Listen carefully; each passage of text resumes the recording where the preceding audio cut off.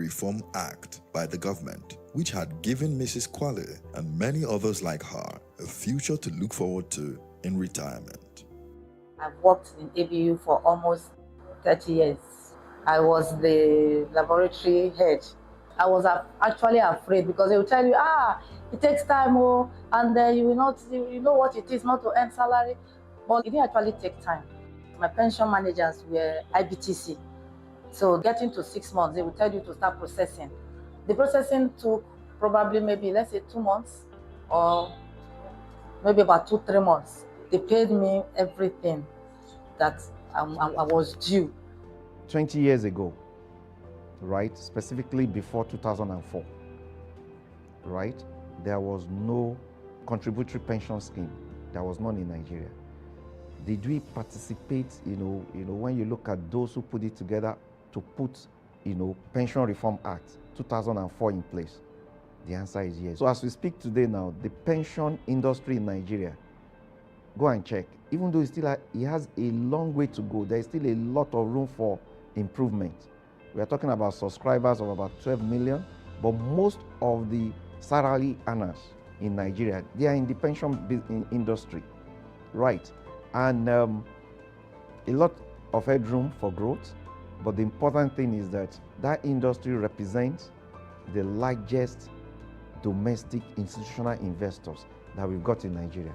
To understand the true origins of the Pension Reform Act, we need to go as far back as 1965 to an idea which came from one man, the late Chief Ernest Shonekan, who decided that private sector participation in policy reforms was the gateway to true economic rebirth and restoration. For Chief Ernest Shonekan, inspired by his participation as a private sector representative in a 1965 international conference that focused on frameworks and modalities for a thriving private sector, the first seeds of a similar summit for Nigeria's economy were sown. With the contributions from two other fellow erudite leaders of thought, who together would later become the founding members, they formed a think tank group in the 1990s which made recommendations to the then military government of General Ibrahim Babangida on policy direction for the nation. And thus, the Nigerian Economic Summit was born, founded in 1993 and held on the 18th and 20th of February that year. It was later incorporated in 1996. NESG was a child of circumstance. Circumstance in the sense that we had a military regime. The style of management is a unitary, from top down. And at that particular point in time, both the private sector and the public sector all believed in the public management of economic affairs. And so by the early 1990s, we were dealing with almost complete state capture by military rule. Nigeria was also short out of many global cooperation frameworks, so we were isolated as a state, and the economy was closed. It was in that context that a group of concerned business professionals and industry leaders got together and started to discuss a need to engage the government of the day on the future of the economy. As technology, economic growth, multiculturalism, globalization, and IT began to advance across the world, and nations began to consolidate economic and political power, the NESG realized that Nigeria could not afford to be left behind. And so, on the 30th of September 1997, Nigeria's Vision 2010 Committee, chaired by the former head of the nation's interim government, Chief Ernest Shonekan, presented its report to the then head of state, General Sani Abacha. The NESG pioneered the concept of visioning. And back in 95, within our first 3 years, I think we had Vision 2010. During this phase, the Nigerian Economic Summit, NES, made notable impact by establishing global benchmarking discipline as the premise for national economic scorecard measurements, reviews, and assessments. This was part of the efforts to set the agenda for the modern Nigerian economy.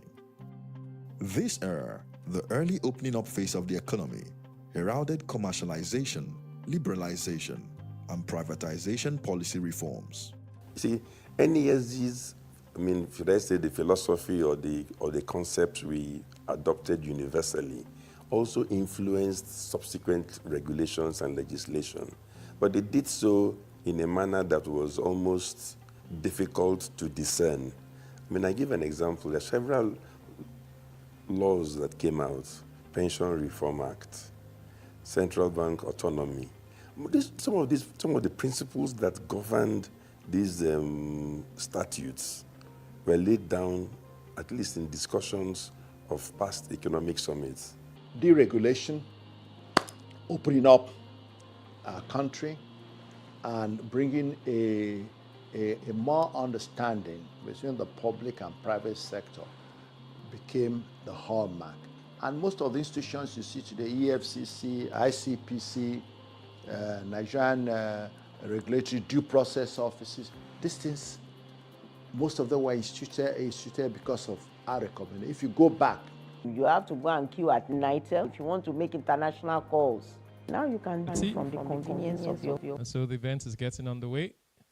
My name is Babajide Benson. I'll be the moderator of this event for the next few hours, for which it will last. I'd like to start by asking that we please put our phones on silent or on vibrate mode. If you can afford to, you can turn it off for 2 hours. I kindly also request that we please occupy the seats in front of us. I'd like to keep this very compact for our photographers and the camera crew. So if we can kindly, respectfully move to fill up the front seats. If you're anywhere behind that camera, kindly move forward. As you move forward, your business will make progress. You move forward in every area of your life. Petrol and diesel will never finish from your generator. Your vehicle will never break down on 3rd Mainland Bridge. Your data, your phone will never run out of data. Thank you. Keep moving, keep moving, keep moving. Every project that you have started will be completed in good time. Every payables will be paid. Every receivables will be received. Your development attitude will develop. Thank you. Thank you, madam. You're about to get up. Yes, you can do it. Madam, yes, you can. Thank you. Please put your hands together for the 2 ladies behind. Thank you.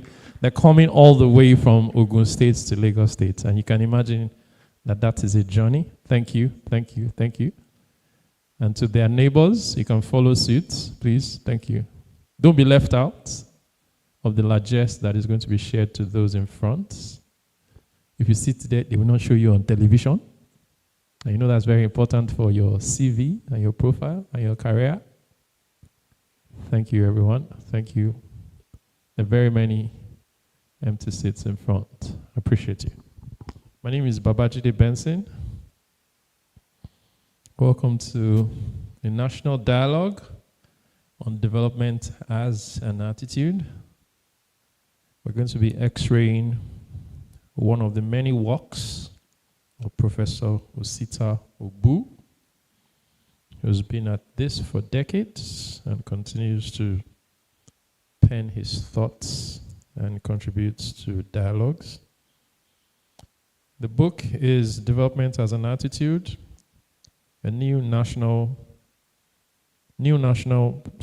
national program progress is shaped by leadership philosophy and citizens orientation.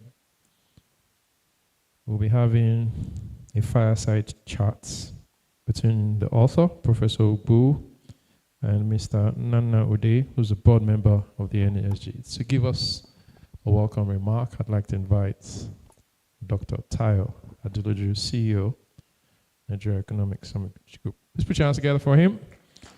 And right after that, we'll proceed to the fireside chats.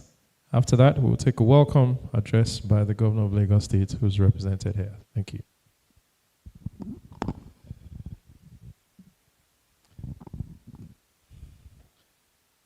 Your Excellency, ably represented by the Honorable Commissioner for Economic Planning of Lagos State,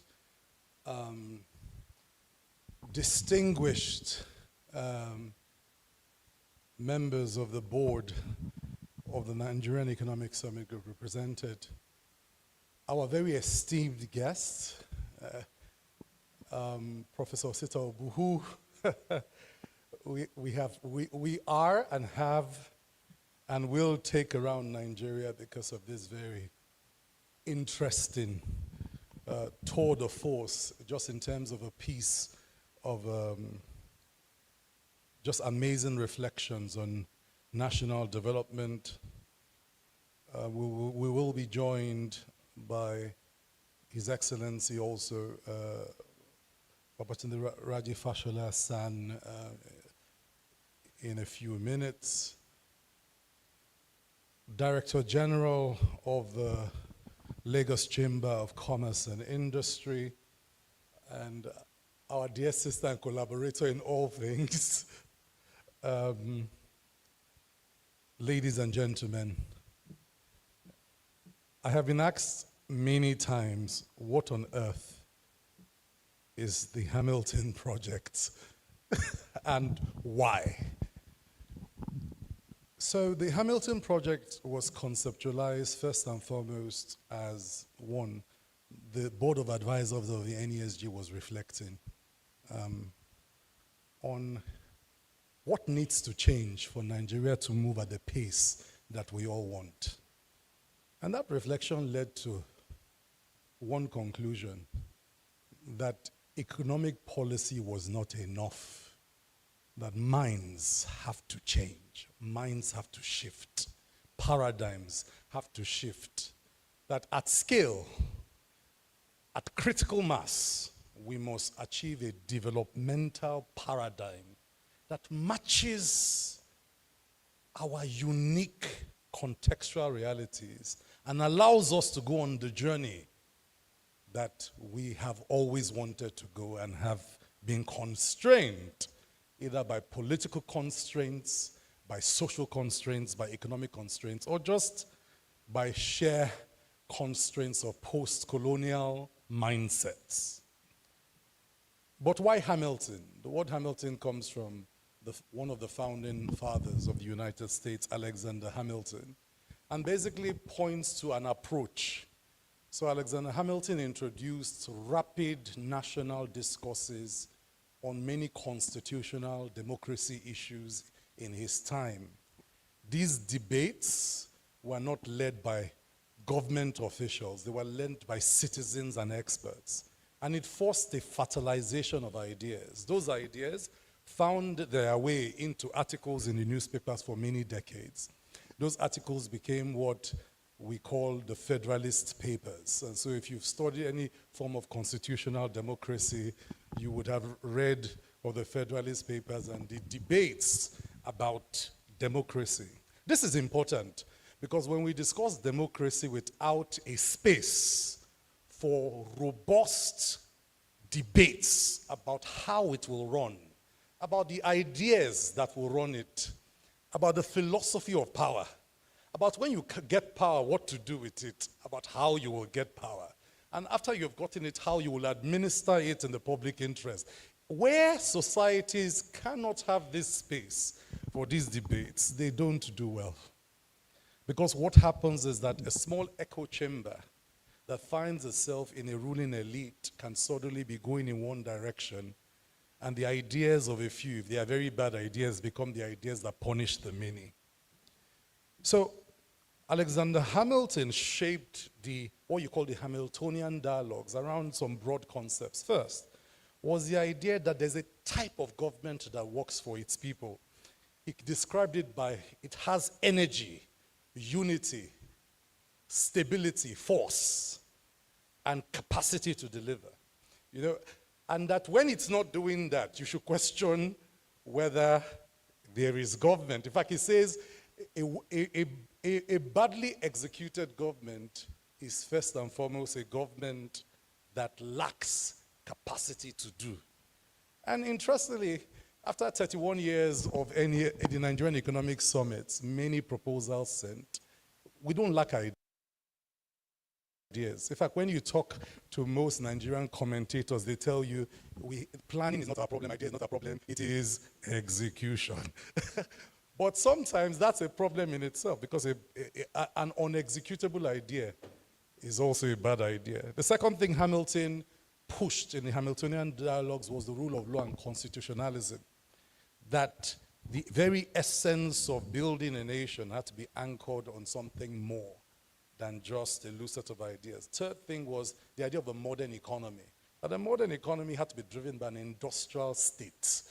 And, you know, in recent times, we have been forced to come back to this conversation, and there are distinguished economists here that would do justice to it. Hamilton worried about national debt. You can imagine, at the founding of America, was asking, how much will we borrow? How will we borrow and why? You know? And it's important, at the founding of a nation, they were already asking questions about debt sustainability. Number 5 is strong financial institutions. Actually, he founded what you call the first bank of the United States, Hamilton himself.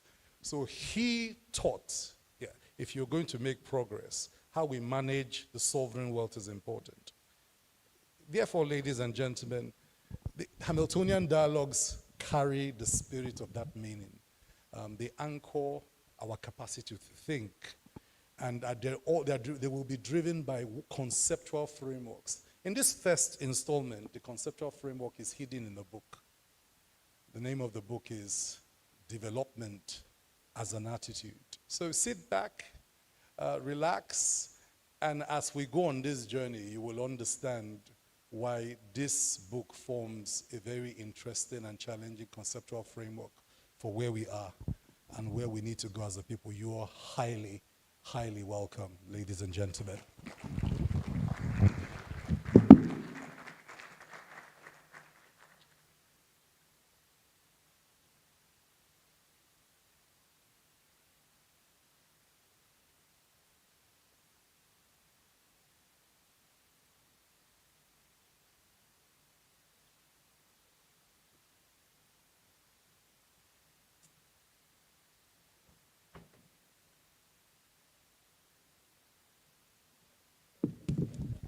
Thank you very much, Dr. Haduluju. All right, that was to set the tone for what in the world is the Hamilton Project about. Now, to take us further, I'd like to invite upstage for a fireside chat. It would run for about 40 minutes. So please get your pens and papers ready. The author of the book, Development as an Attitude, will be on stage, and he'll be joined by one of our board members. Please put your hands together for Professor Osita Ogbu.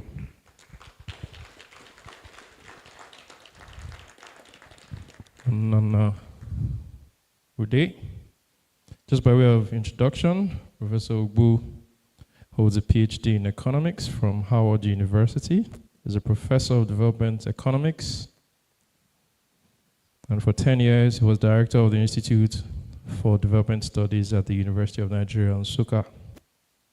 He had an international development career in research and research management, spanning several years as a consultant, research economist at the World Bank, a senior program specialist at the International Development Research Center in Canada, and executive director of the African Technology Policy Studies Network in Nairobi, Kenya. He later became the chief economic advisor to the president of Nigeria, Dublin, as Minister of National Planning. Professor Ogbu, you're welcome. Nana, over to you. Thank you. Thank you. Your time starts now, and we'll run for 40 minutes. Thank you. Wow. About 39 minutes. Thank you very much. Good evening, everyone. And once again, we appreciate the NESG and the Gates Foundation for initiating this Hamilton project. Like Dr. Adloju said, is designed to promote rigorous discourse on the big development issues plaguing our country. And so we also appreciate everyone here for accepting the invitation. And for me, on a personal note, I consider it a profound honor and great privilege to moderate this fireside chat. Not just because Professor Osita Obu is one of the country's foremost public intellectuals and thought leaders, but for me, he has been a mentor, a role model, a father figure, just about everything, a teacher. But I want to especially recognize the presence of his wife, who is a remarkable woman of substance in her own right, Dr. Mrs. Ogugwa Osi Obu. She's a consultant physician and geriatrician at the National Hospital, Abuja. You're welcome, ma'am, and thank you for being such a strong pillar of support to Prof. I'm so close to the family, so I can share a fun fact. When you see both of them in the house, they act like teenage lovebirds. I can tell you that. Yeah, and a good example of a marriage. And I know that his daughter is here too, Adora. Thank you for coming to support your dad. So this evening, we'll dive into the thoughts and ideas of a great thinker, because if you are ever fortunate to spend an hour with Professor Osita Obu, you will leave with tons and tons of knowledge that can last for a lifetime. So during this fireside chat, I will guide him through some excerpts from the book that speak to some of the critical themes, and then I'll ask him a question that will allow him to deep dive into the multi-dimensional perspectives of that particular section of the book. At some point, we'll take questions from the audience, but I plead that as much as possible, you draw your questions from the book. So if you haven't read it, you grab a copy right now, and so we can make this a very, very robust time for networking and interacting at an intellectual level. And then, of course, after there'll be a panel discussion. So, Prof, thank you for giving us this special gift of a book. As a professor, you are expected to write books, right? So I just want to begin by asking you, what motivated you to write this particular book? Well, thank you, and I must say that Nana wasn't feeling very well, and when he said he wasn't showing up, I said, okay, we have to postpone the event because no one does it as well as he does. So thank you for braving it. Well, on the book, we have written books, but sometimes I think when you are retiring is when you are at your most reflective self. I've read, in fact, the books I read now are written by Nobel Prize winners. And what they say now, sometimes they will tell you that what they said when they were young were not actually correct. And so their new books reflect reality. You know, maybe they are publishing to become professors. And so they do things to meet those requirements. So I have taken pains, we have been writing, we have been speaking. One of my pains come from when I read papers I wrote 30 years ago, and they are still relevant. And I'm asking myself, so we haven't actually moved the needle. The challenges are the same. The solutions we prescribed then are still relevant. So what's the matter? So I started examining what leaders bring into office. What kind of philosophy, what orientation, what ideology, what values, what knowledge do they come with? And I discovered this was extremely important. If you look across Asia, Southeast Asia, even America, Europe, the leaders that transformed their nations came with a certain philosophical orientation, certain values and ideology that enabled them to galvanize the citizens into action. Because, you know, development involves actually actions from the citizens, but it is leaders that will stimulate that action from the things they do and the framework they provide. So that's what led to the book. Thank you. So we're going to deep dive into the book now. And from the title of the book, there are two broad concepts. One, development, another attitude, because you built the central pillar of development around attitude of leaders and citizens. So I'll take on attitude first and take you to a portion of the book. Because you started the book by discussing the place of shame as an incentive for leaders and citizens to change the course. And you even gave an example using the Emperor of Japan. So please, if we can go to page 24 and read the last sentence of the first paragraph that begins with, as long as. Page 24. Yeah. The last sentence of the first paragraph, as long as.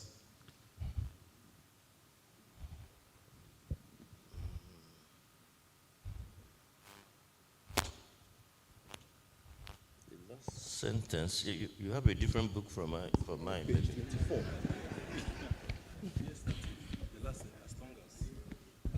Oh, okay. As long as we are not remorseful or ashamed of the actions of our public figures and do not take steps to bring them to justice, as long as our democratic and justice institutions are weak, we will be on the transformation path without transforming.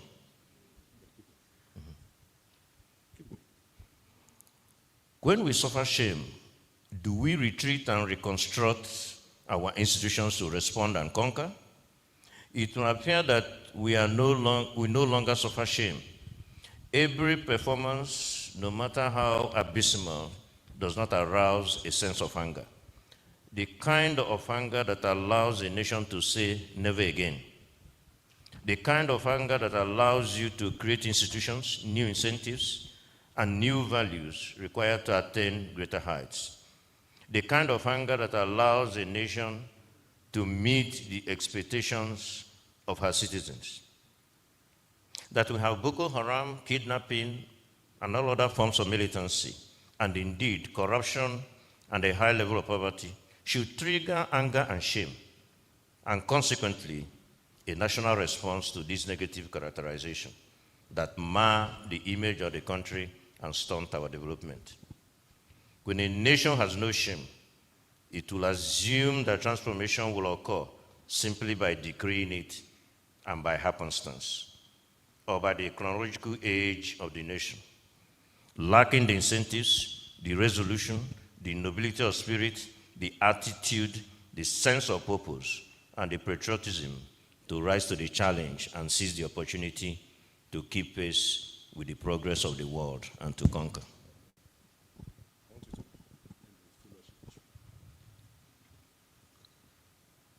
It is not just a leadership issue, it's also a followership issue.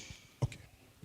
So, can you share some practical examples? And I mean, like I said, you mentioned Japan, but can you share some practical examples that got you convinced that this is a societal malaise that is plaguing development in Nigeria? No. The Japan example you keep pointing to is very important.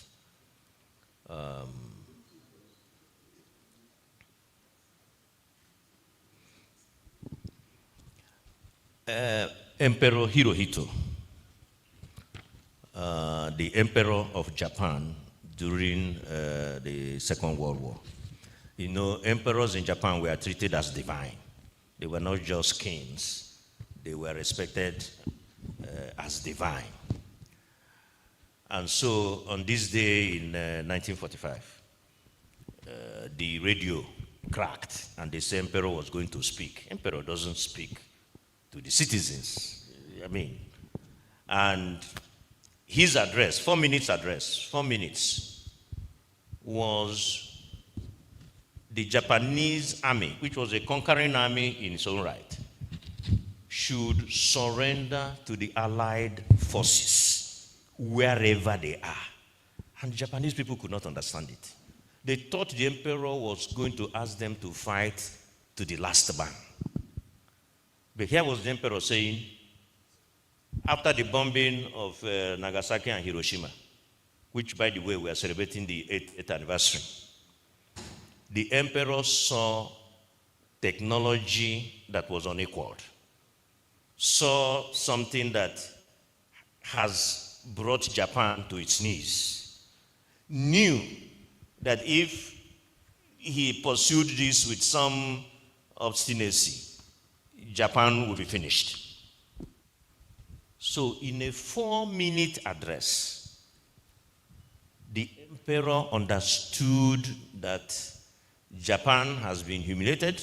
This is shameful. But he was not simply bowing to military power. He was bowing to technological superiority. And so he extolled the citizens in that 4 minutes to say, we will rebuild, we will come back, we will conquer. But I want you guys to calm down. What I've seen is beyond us. So out of that shame, Japan was rebuilt. Japan was recreated.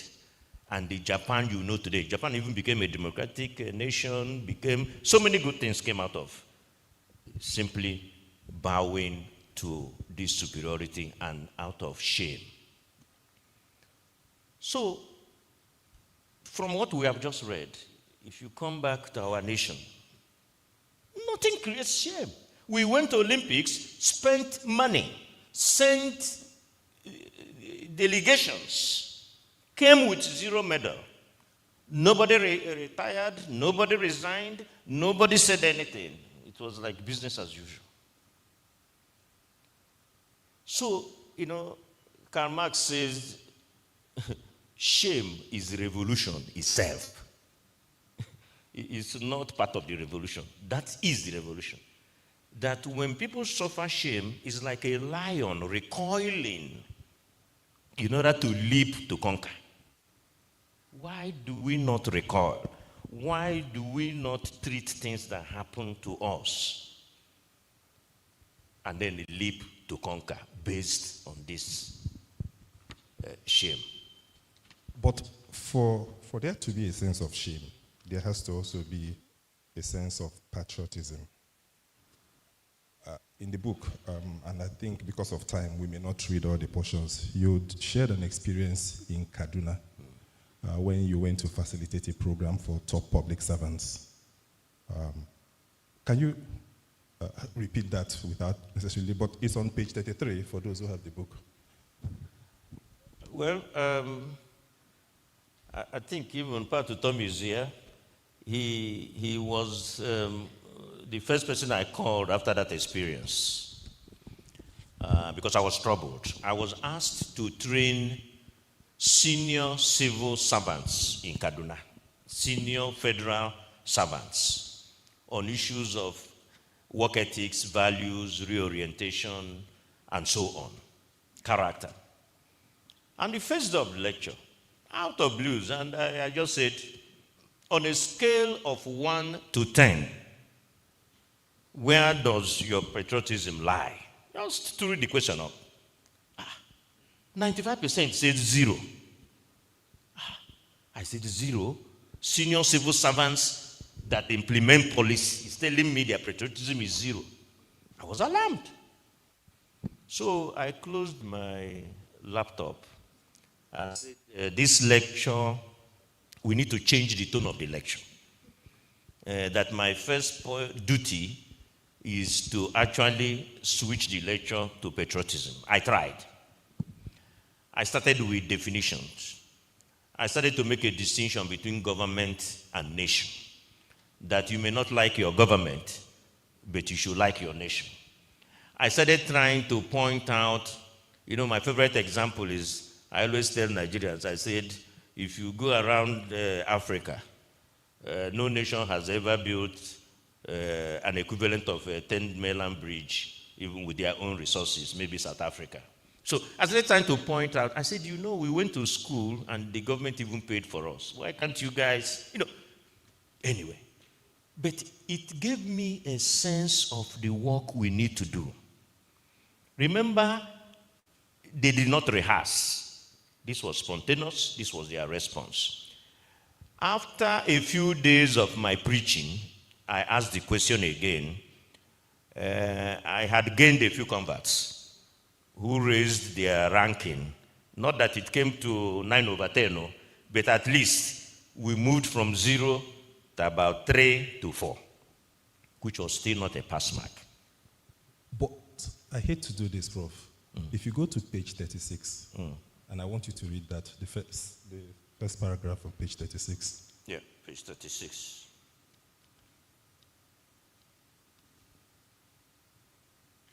Okay. Yeah. This is very interesting. Okay, this is very interesting. Fast forward to today's Nigeria, where many of our leaders are indeed rulers, and where our common resources are used for the benefit of few, going by the recent statistics on growing inequality, where poverty has held many of the citizens as servitude, and where corruption not only taxes us excessively, but where high incidences of armed robbery, kidnapping, and terrorism mean that our lives are, once again, being traded for cash. Under these conditions, where is the incentive to deepen or take a strong stake in the nation and in its future? Have you not contradicted yourself? How? You said that there has to be a distinction between government and nation. Yes. You just asked, yes. Where is the incentive to yes. deepen the stake as a citizen of a nation?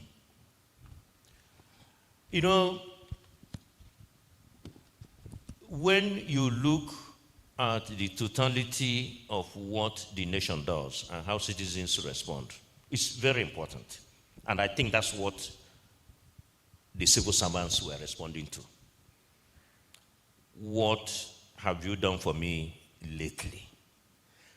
The question is asking me is, where are the incentives for people to become citizens, even though you didn't use the word? Because I have said, even somewhere else in the book, that citizenship responsibility comes from having a stake in the nation. And when you don't have a stake in the nation, it's difficult to ask people to exercise the responsibility of citizenship. But having said that, I know that many people love Nigeria, but they may not love the government that is in place. Many people like being Nigerians, but don't like the actions and the repeated failure of many governments. So that's how I make that distinction. But you're right. Citizens are expecting that for them to exercise citizen responsibility, there has to be a certain stake. And I think that is why I wrote the chapter on Jakonde too. And that's where I'm going right now. Because you tried to humanize some of the concepts. And the one thing I liked about the book is, sometimes when you read books like this on leadership development, we always pick examples from East Asia, Europe, America, Lee Kuan Yew, Mahathir Mohamad. But you didn't do that. You devoted a chapter to a Nigeria example. And I think we should read that because it's important for us to understand it. So page 70. Page 70. Yeah. From the land use decree. The land use decree. The Land Use Decree of 1972, which gave trusteeship of all land in the state to the government of the state, nay, the governor, envisaged that the land will be used to pursue the goal of happiness for all. With public land, public housing becomes feasible. The provision of one of the three cardinal needs of man, shelter, is one of the strongest ways of ensuring happiness for all. But what have we been doing recently? We have privatized the public lands, and many instances have auctioned them to the highest bidder in pursuit of happiness for the few. Where there is Banana Island for the rich, is there consideration for an Orange Island or even an Baluma Island for the lower echelons of society? This seems to be the new policy thrust. Continue. This is not what Pajakonde did. A man born on July 29, 1929, who was recruited and encouraged to enter politics by Awolowo and who understood progressive politics, devoted his life to serving the people of Lagos. Pajakonde's government constructed over 30,000 housing units, including low-cost housing estates in Amu Odofin, Ijaye, Dolphin, Okafe, Ije, Iponri, Abulenla, Ekpe, Sururere, Ikorodu, and Badagry. To fund this gigantic project, the Jakonde government increased the tenement rates and price of plots of land in the affluent area of Victoria Island and Lekki Peninsula. And he did something really smart. He increased the processing fee for lottery, pools, and gaming licenses. This act and his achievements in the housing sector are unmatched. This is classic Madisonian. Pajakonde kept fidelity to the object of government and delivered happiness to the people of Lagos, especially the less privileged. And there is no greater means of delivering happiness than to make someone the owner of a piece of a real estate. And what was more, he devised an intelligent and egalitarian means of addressing this very important object of government, taxing the rich to socialize the wealth of a nation and bridge inequality. This is how to create a mindful society. So, this is a very loaded paragraph, and so there are many dimensions to it that I would like you to speak to. Philosophy, leadership recruitment, knowledge of the means, because earlier on page 68 you quoted medicine on the knowledge of the means. So put all this together and kind of unpack this paragraph. Thank you, Nana. You know, it's these philosophies. James Madison in 1778 said that a good government implies two things. One, fidelity to the object, which is the happiness of the people. So for any government, happiness of the people is at the core of why you are in government. But the statement has a second leg. He said the second part is you have to have the knowledge of the means of the best way to deliver that happiness. So even if you know that happiness is the object, do you know how to go about it? And what that is implying is that even if you don't know, you will assemble those who will help you to attain that goal. Has remained even today, that those two elements are critical in government. Happiness of the people and knowledge of the means to deliver that happiness. So Jakonde, talking about recruitment, if it were these days where money speaks, where there are other considerations, Jakonde may never be governor. You know, the recruitment process, you see, you have to ask people, from which school of thought did you emerge from? He emerged from a progressive school of thought, a school of thought that taught him progressiveness, that led him to engage in this kind of a housing project that has been unequaled. So, and the knowledge of the means came, look at the way he approached taxation. So he increased the real estate rates in VI, Ikoyi, and others. Because what I say, and I say this for my state, for every other state, the land we sell to the big guys belongs to all of us. It's not exclusively for the rich. So why can't we use the proceeds of that land, at least part of it, to execute public house, so that the less privileged will also have a stake in the affairs of the nation, in the economic prosperity of the nation. So Jakonde met those two requirements, but more importantly, that chapter was also indicative of how leadership recruitments ought to be. Okay, I'll now move on to development. You at some point in the book, you describe development as a resolution of contradictions. And on page 86, you listed those contradictions.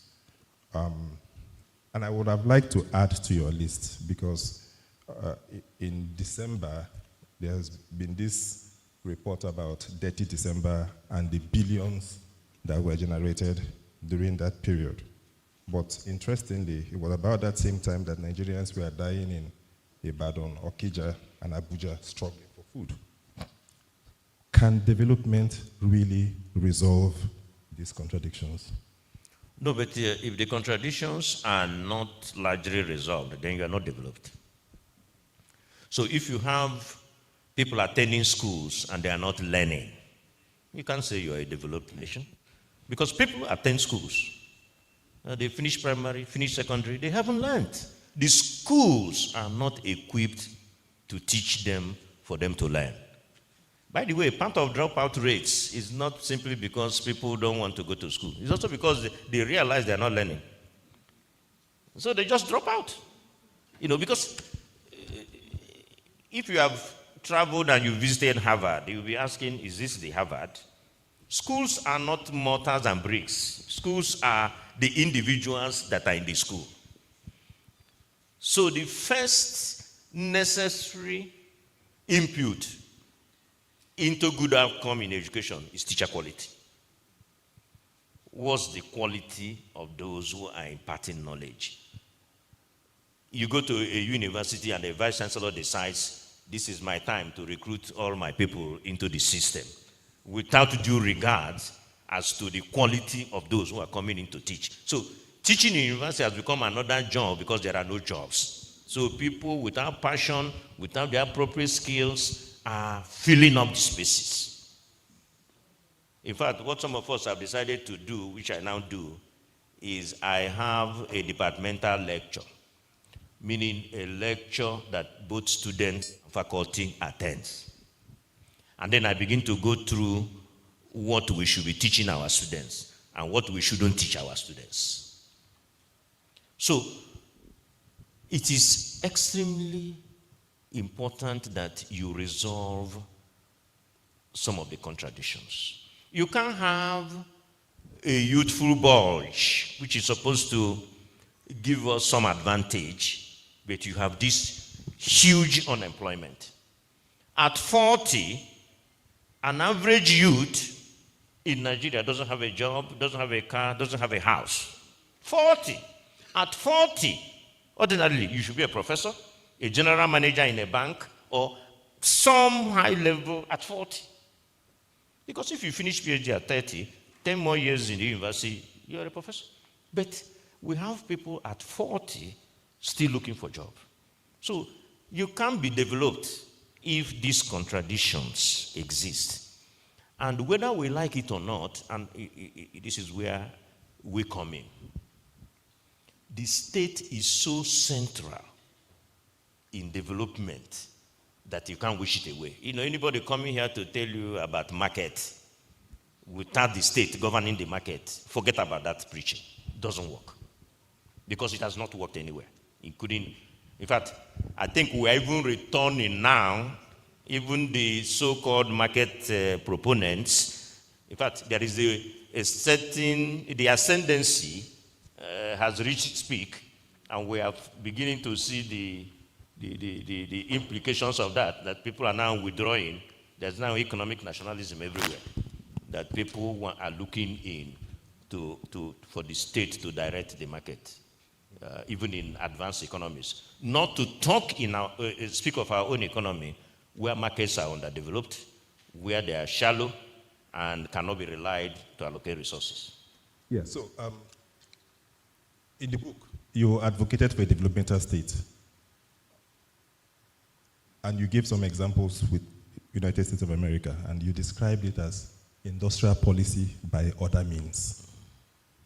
Can you just shed some light on it and how it can be applied to Nigeria? No, you know, in 2012, President Obama gave a State of the Union address. I was a visiting scholar at that time at Brookings, and I wrote an interesting piece, and for some reason, we didn't really publish it.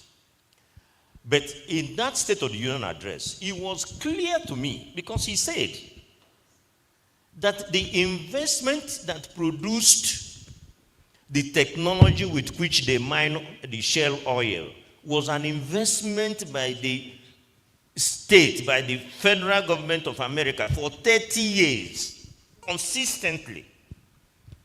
And when I took 30 years back, Obama was an undergraduate, but he was now president. So it didn't matter whether it was a Democratic Party, a Republican Party, they kept their eyes on that prize. We need this technology. They put money on it, invested on it. The private sector simply appropriates that which the state has produced. So when they want a more efficient car, the government doesn't have a laboratory, but the government has resources. So he goes to MIT and says, no. We're interested in our car manufacturers being as efficient as the Japanese. You guys do something. All the top engineers are here. Okay? There is no other way of describing what I've just illustrated but industrial policy. But you know, the same people will fly in here with their laptop, as my friend Professor Lua Jakaye will say, and be pressing the keyboard and telling you, forget about industrial policy. This is industrial policy by other means. When you put research money in an institution to subsidize the private sector, what is it called? When the investments in research is used by private sector to produce shale oil in North Dakota, what is it called? Well, luckily, the new president has come out openly. He's no longer hiding it. It's no longer by other means. It is now direct. I will tax you. I will impose a tariff on you. So it's clear now. But before, it wasn't very clear. And we were being misled into thinking, you need an intelligent industrial policy to industrialize. We are not asking you to create something out of nothing.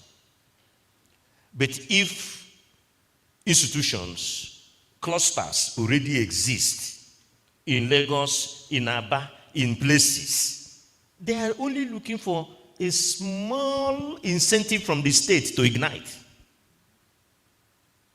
And the state is retreating from that igniting them to move on.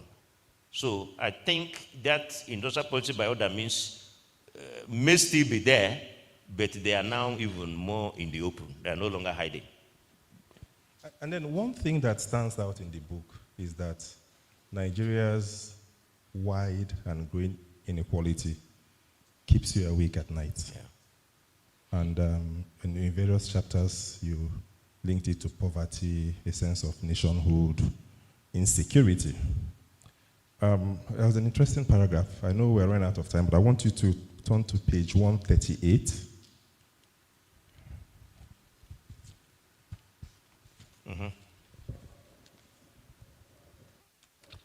The second paragraph. When I was growing up? Yes. When I was growing up, the children of Oga's driver attended the same school as the children of the Oga, providing a level playing field and equal opportunity. Right now, the children of Oga are all schooling in the very expensive private schools in Nigeria or abroad, whereas the children of the driver are left in the dilapidated public schooling, where there is schools without learning, breeding an army of unemployables. Injustice is reigning supreme. It is a world where our freedoms as citizens of the world are curtailed by the non-citizen actions of kidnappers, armed robbers, cultists, Boko Haram members, suicide bombers, and other fringe groups that are equally destroying the basis of their citizenship, but they don't care. It is a world where justice and equity deficits are creating hopelessness and misery, forcing young people to see the state as the enemy and every successful person as an oppressor. But many have been misled to wear the garb of violence in the mistaken belief that it is the means to create hope, justice, and equity. Worse, the guise of violence is increasingly being painted with a new religious paint, with adherents being indoctrinated to see every non-adherent as an enemy and a legitimate target. Thank you. And you made a lot of practical recommendations, drawing from your experience as Chief Economic Advisor that spoke about the institutional reengineering of the National Planning Commission, in your own words, to improve their intellectual leadership. You also talked about the role of the National Economic Council by the governors. So, I mean, in the few minutes that we have, can you speak to the role of planning in addressing inequality? And then answer one question for me, Prof. Which one comes first? Achieving transformation or reducing inequality? No, they have to go hand in hand. Meaning, the transformation you pursue must address inequality. No. The country at one point was growing at 6-7%, but poverty was growing. So I started questioning the source of the growth. And if you look at the book, you know, I am a proponent of the manufacturing sector. And I said, for as long as you have your manufacturing sector contributing less than 20-30% to the gross domestic product, poverty will persist. Because the technology for transformation is usually incubated in the manufacturing sector. By the way, you can see developed countries saying, bring back manufacturing. Now, they're asking those who have even developed, not to talk of us. And by the way, in the book, I also pointed to the danger that the fourth industrial revolution will impose on us, because there's likely to be a forced transition. This so-called cheap labor will no longer be cheap, because robotics will make that your cheap labor, because robotics, robots are more efficient. They don't sleep, they don't have sleep time, they don't. So we have a small window now where our so-called cheap labor will still be useful. But planning. I traveled to Malaysia, my wife and I, and we were amazed at what we saw. We knew Malaysia had gone further. We didn't know it has gone this far, that it has left us. I didn't see a pothole on the road. I saw a lot of happiness within the citizenry. I saw small cars, I saw big cars. As a social scientist, each time I visit a country, I wear that hat and I begin to ask questions. And I got the answers, part of which you see in the book. That Mahathir Mohamad was intentional, was deliberate in crafting a nation, in spite of the differences between Malays, Chinese, Indians, and others. He said, first and foremost, no. First, a united Malaysia where we will feel a sense of belonging. Then he turned to planning. So if you go to Malaysia, there's nothing like we will close an airport to renovate an airport. It's already in the plan that next year's budget will contain this. The pain now is that the president sends a budget to National Assembly. And the National Assembly returns a different budget to the president, which he signs. It tells you there is no elite consensus. We have no agreement on where to take the nation. They will be debating in Abuja whether federal government should assist Lagos to have a metro line. Where does that happen? The budget of the federal government of America is used in states. So if we all believe that Lagos is where things are produced, why should we be debating whether we should assist in that kind of venture? So the point I'm making is that in planning, and if we plan well, we can actually tie the hands of the operators if we all agree on the direction in which we are going. Because many people will say short-termism, 4-year cycle. But I just give an example of United States, different parties pursuing an agenda for 30 years. Why are we not agreeing on the things that are important, on the things that will improve the economic prosperity of the country? So planning is key, but that planning has to be done well, built on a consensus, matched with a budget. Because what I see is you have planned, but when a budget is being presented, there is no reference to even that plan. They've just told me that our time is up, but I have to ask you one last question. You have a very strong aversion towards knowledge dependence, and you have called for the emergence of African intellectual freedom fighters. Can you give us a sneak peek into what may well be the central theme of your next book? Okay, quickly. I don't know what will be in my next book, but, knowledge is not enough. Knowledge must have a purpose. Knowledge must have value and ideological content. My professor, when I was doing my PhD, told me, it doesn't matter how many PhDs you have, of what use is that knowledge. So, for me, there are many knowledgeable Africans, but they are scared. They are even afraid of their own conclusions. They are looking for the next contract. They run away from conclusions that contradict the so-called orthodox. So the African freedom fighters are those with courage of conviction, those with knowledge that can say there is no global model for development. You have to develop yours, given your own history, culture, and circumstances.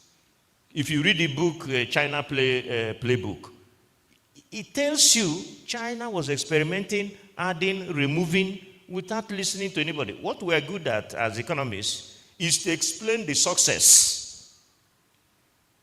Now everybody is explaining Chinese success. But when they were doing it, they didn't shout, they didn't scream, they had their own playbook. Nigeria needs its own playbook. And to have that playbook, you need a core of intellectuals that believe in the nation and have the courage to reach certain conclusions. We are prisoners of our time. Please, a round of applause for Professor Sitogu. I'm sorry I couldn't take questions from the audience, but I'm sure you got quite a lot from Prof. Thank you so much, Professor. Thank you very much. Thank you, photographers. Please stand next to each other so that the cameramen can shoot you. Photographers, shoot them.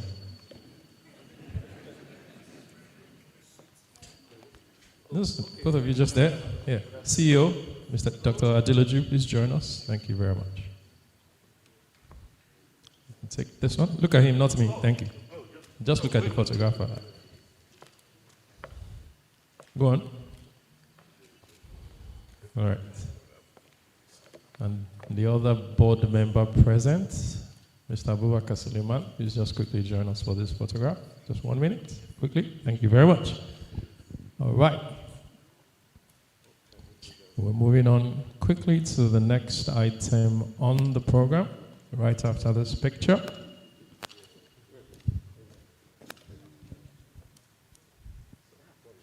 All right, and I've been asked to ask Mr. Babatunde Rajifashola to please join them as well. Mr. Babatunde Rajifashola, please join them. And the representative of the Governor of Lagos State, the Commissioner for Economic Planning and Budget, Mr. Okwe George.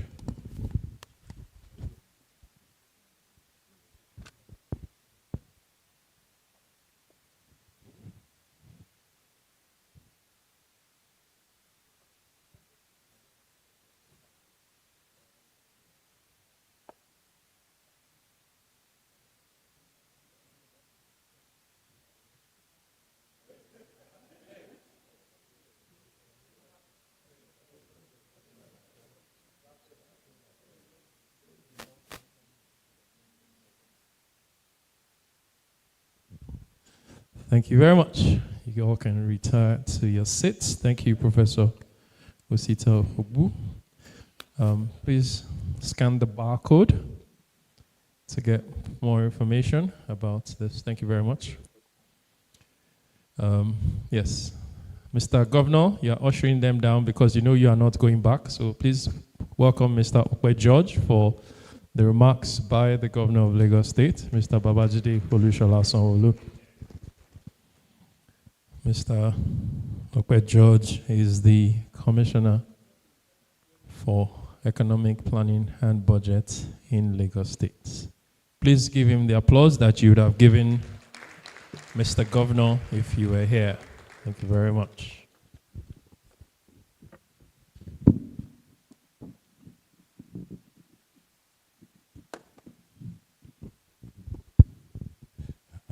Thank you. Good evening, distinguished ladies and gentlemen. Good evening, His Excellency, Mr. Babatunde Rajifashola, SAN. Governor Fashola gave me my first job in public sector, so once I'm reading the speech, I'm hoping, I'll read it properly and I won't get into any trouble. So, good evening. First of all, apologies for Mr. Governor. He couldn't be here, so he's asked me to read a short goodwill message. Also to say congratulations to Professor Ogbu and also to the CEO of the NESG. So it is a distinct privilege to address you at this crucial NESG dialogue session organized under the Nigeria Hamilton Project. Today the theme, Development as Attitude, how national progress is shaped by leadership, philosophy, and citizens. Orientation is beyond mere conversation. This is the core of Nigeria's identity. This theme has been powerfully articulated by Professor Osita Ogbu in his compelling book, which serves as the intellectual anchor for this event. As a leader, I'm particularly grateful to the NESG for hosting a book reading and turning it into a dialogue to bridge academic thought with a real working policy making. In my opinion, the philosophy of leadership is about the vision, consistency, and a relentless focus on the well-being of the people you serve. It is about having a clear plan and the courage to see it through, even when the path seems difficult. As Professor Ogbu rightly puts it, the way a leader thinks, what they believe in, and how they make decisions all have a powerful impact on the future of our nation. Here in Lagos, our approach to leadership is simple. We are building a city that works for everyone. That means fixing our roads and expanding infrastructure, using technology to make government more efficient, and focusing on quality education and healthcare. Because at the end of the day, the true strength of any nation is not in its buildings or budgets, it's in its people. Leadership is only part of the story. And as the book says, national progress also depends on the mindset of our people. We can lay the foundation, but it is in the actions and attitude of citizens that complete the work. Without a shared culture of care and responsibility, even the best public projects will not last. True development comes when both leaders and citizens play their part. Lagos, in many ways, is a perfect case study for this dialogue. Every day, we see both leadership, philosophy, and citizen orientation at play. The progress we have made is a result of this powerful partnership. It is the duty of the government to lead with integrity, and it's also the duty of the citizens to respond with a positive and developmental attitude. As leaders, we must stay true to a first approach, and as citizens, let us take ownership and work together for progress. In the end, our development is a reflection of who we are. I want to thank the Nigerian Economic Summit Group for constantly pushing the boundaries of what is possible, and I must acknowledge the Gates Foundation for its support of the Nigerian Hamilton project. Your work is critical to sharing and shaping our future and sparking the reawakening of national and regional consciousness that this book so passionately calls. So I thank you very much, and I wish you a pleasant evening. Thank you.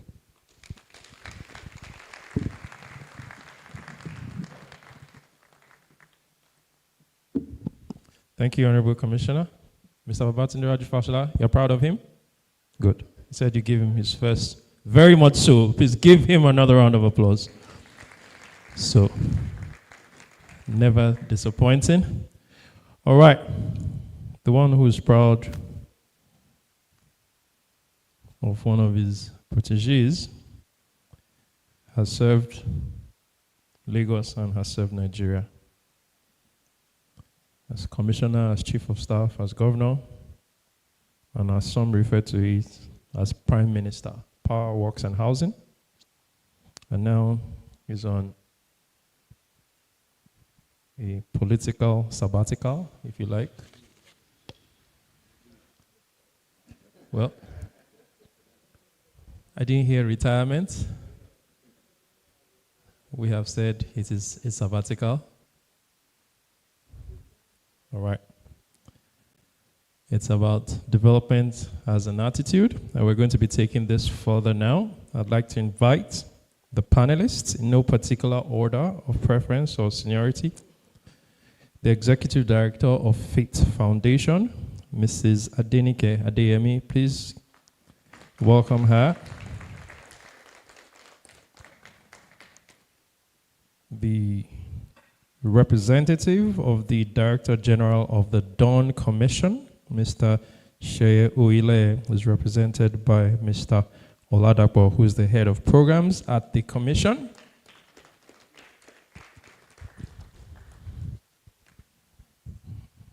Mrs. Adenike, you're a panelist, not? Oh, I see, okay. That's where she wants to be? All right. That's why I called you first, so that you can sit down anywhere you want. Good. Thank you. And next, I'd like to invite Professor Olu Ajakai, Executive Chairman, Africa Center for Shared Development Capacity Building. Thank you, Professor Ajakai. And the last but not the least, Mr. Babatunde Rajifashola, SAN. Please welcome him.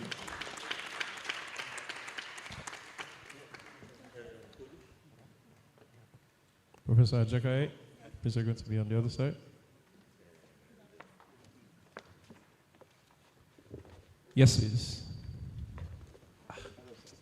Mr. Babatunde Rajifashola came to a fist fight with a pump-action rifle. I can see your red folder. You're going to be shooting for the hips. All right, let's get our pens and papers ready. And as I invite the moderator of the panel, Dr. Osasui Dirisu, who's Executive Director, Policy Innovation Center. Please put your hands together for her. Take it away. Everybody has a microphone. Please, can we have a microphone for everybody? All right. The time starts now. Thank you so much. Good evening, distinguished guests. I stand on existing protocols as we dive right into this very thought-provoking book, Development as an Attitude. A warm welcome again to our distinguished panelists. I'll start with you, His Excellency Babatunde Rajifashola. So this book that we have been reading over the past few weeks suggests that development without a guiding ideology is like architecture without engineering.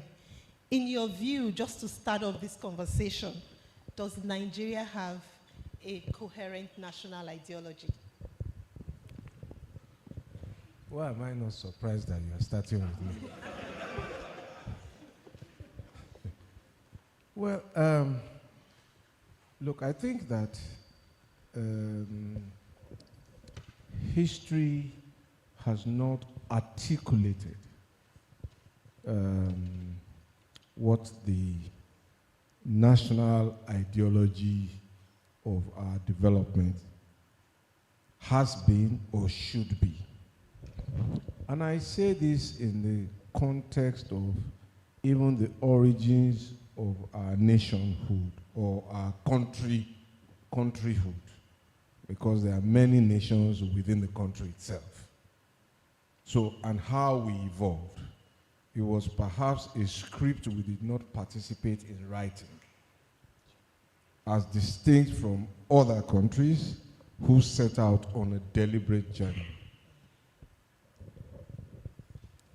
So, I am not sure that we have been socialized to the necessity of an ideology from the beginning. And we've probably been socialized to programs and projects as distinct from an idea to which we can all, around which we can all rally. So I asked the question, what does my Nigerianness or your Nigerianness mean? What is our creed as a people? Now, there are many subplots to that, many stories around which we can build an ideology, but perhaps we haven't. So, should we have one? Debate. So I pause there. And that's, I want to build on that quickly so that I think it's an important foundation to lay as we even go into this panel, because Professor Wood, that was how he began to challenge that concept of development, laying that foundation around, ideology, knowledge, values, and where we really should start from. And the sort of examples he was giving in the book, Singapore, Japan, you can see an ideological transition. So I need to just build on that to ask you again, sir, what role will that ideological clarity play in where we are as a nation today, 2025, and maybe going into the next, all the way up to 2050. So should we now be seeking to look in that direction of reclarifying what that ideological alignment should look like?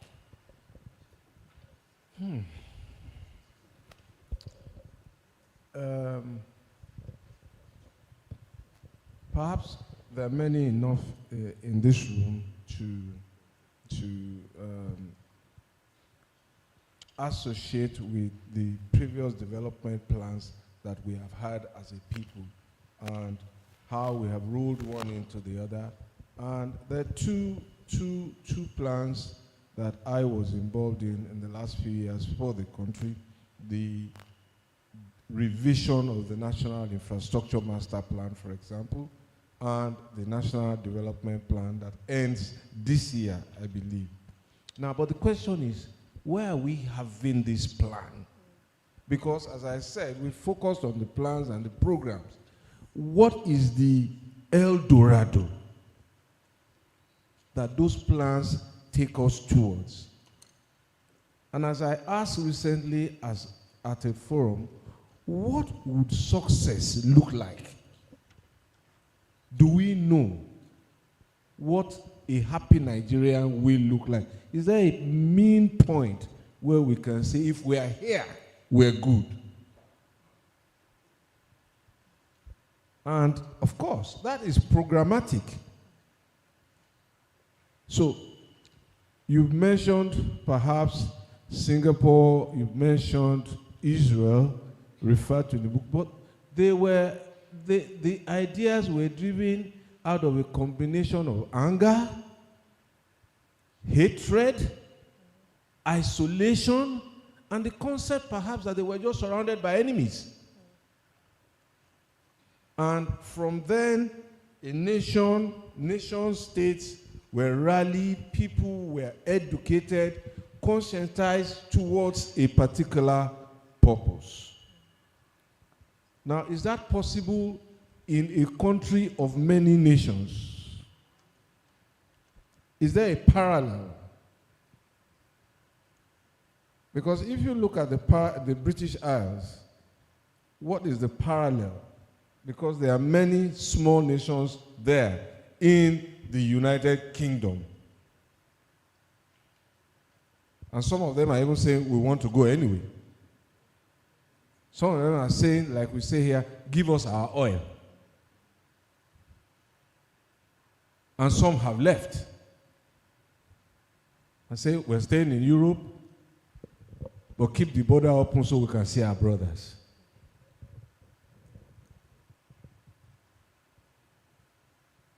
I think the idea of a nation of laws is the one that easily appeals to me. And it would perhaps be, as I argued, our biggest selling point. If it could just be said of us, that country is a country of laws, the law-abiding people. The honest, and with that comes all of the values about law and order.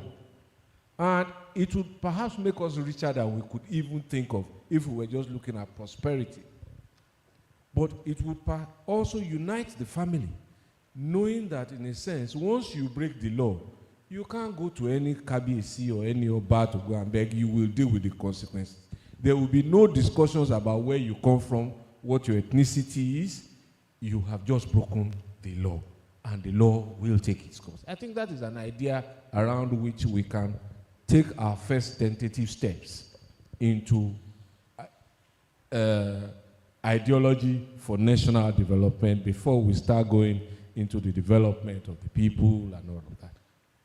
Thank you so much, sir. Thank you so much. A very important reflection is possibly we haven't been socialized into the necessity of an ideology, and I would bring that conversation to you now, Professor Ajakaye.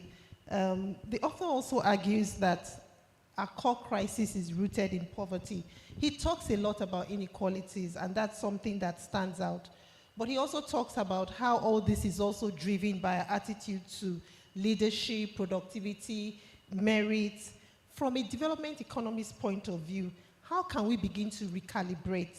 And, you know, His Excellency just talked about the fact that maybe socialization is also part of the issue. And so maybe some recalibration is needed. So speaking to the academia now, how can the academia shift from this perceived passive role as academia will passively come, criticize, and go back into something a lot more active that maybe can begin to even drive this socialization agenda that brings us to begin to see some alignment into how we can begin to develop as a nation? Thank you very much. Let me join everybody in again congratulate my friend who has been in the trenches with some of us for some time in this struggle. But this is not the time for me to be paying homage to my good friend, but to address the issue you have raised, the role of academia. And he mentioned it. Intellectual freedom fighting is the beginning. You see, we are in an environment where we are not free, quote unquote, to determine what to even investigate. The international environment is so constraining that it tends to just drive us in different directions. Unfortunately, our leadership, excluding you. I am part of them. You are part of them, but you are not in Don't isolate me, I'm part of them. No, so speak freely. So that we can promote law and order. Thank you very much. You know, let's take this law and order issue. Your Excellency, you know very well that law and order is not value-free. There's a foundation that forms the basis for saying, in this society, this is what we accept. It is not law itself that does it. It is law that then operationalizes what society wants. So that's why I, with all respect, I know we are only educated. You are learned, all right. But you're learned. But before learning, somebody was born, and you are born into a society. That society is the one that codifies behavior, which then comes into law. And then you can start arguing in the court and everywhere. That's fine. And the enforcement is an important point, which you made a very valid point, that when you violate the law that we have all agreed should not be, ignored here, no cabinets can rescue you. That's our bane. But you see, the intellectual community should be developed and supported by the state. That's part of the point he's making. The state has responsibility for ensuring that the intellectual base of society is non-negotiable. That's what you see in the United States. He was giving us illustration. When an issue arises, they will leave the Pentagon and go to MIT and say, gentlemen, the Japanese experience that he gave, people who developed that bomb, they were not bureaucrats. They were intelligentsia people. So, and society invested in them for the long haul. It's not something I pay salary today, I give you 2,000, I give you pension. That's not the kind of thing we're talking about. That's a rescue package. A development-oriented academia is key to development of any society. So, for me, I will call on the leadership, and that's part of the attitude, that we need to cultivate. The attitude of a leader must be one that embraces knowledge and is thirsty to actually know more, and is prepared to support people who will be generating that knowledge unconditionally. So there should be proper funding, proper environment. This issue of tomorrow strike, today, work, go slow, all kinds of things. Those are not the kinds of things you see in a society that want to develop. So for us, to get the intellectual community to be ready to contribute actively, not passively, not grumbling and complaining, the society, government itself, the leadership itself must take control and say, look, you guys, we give you whatever you need to be able to do your job. And when we need you, we come. Secondly, for policy purposes, and His Excellency is here to give us his practical experience. Policy making is not something you say, please give me 2 weeks, let me go and do my regression analysis, I come back to you. Because policies are matters of here and now. You will not have intellectual input into it if you don't sustain the development of certain people to be looking at a particular issue for some time, permanently, and therefore ready to respond immediately when an issue arises.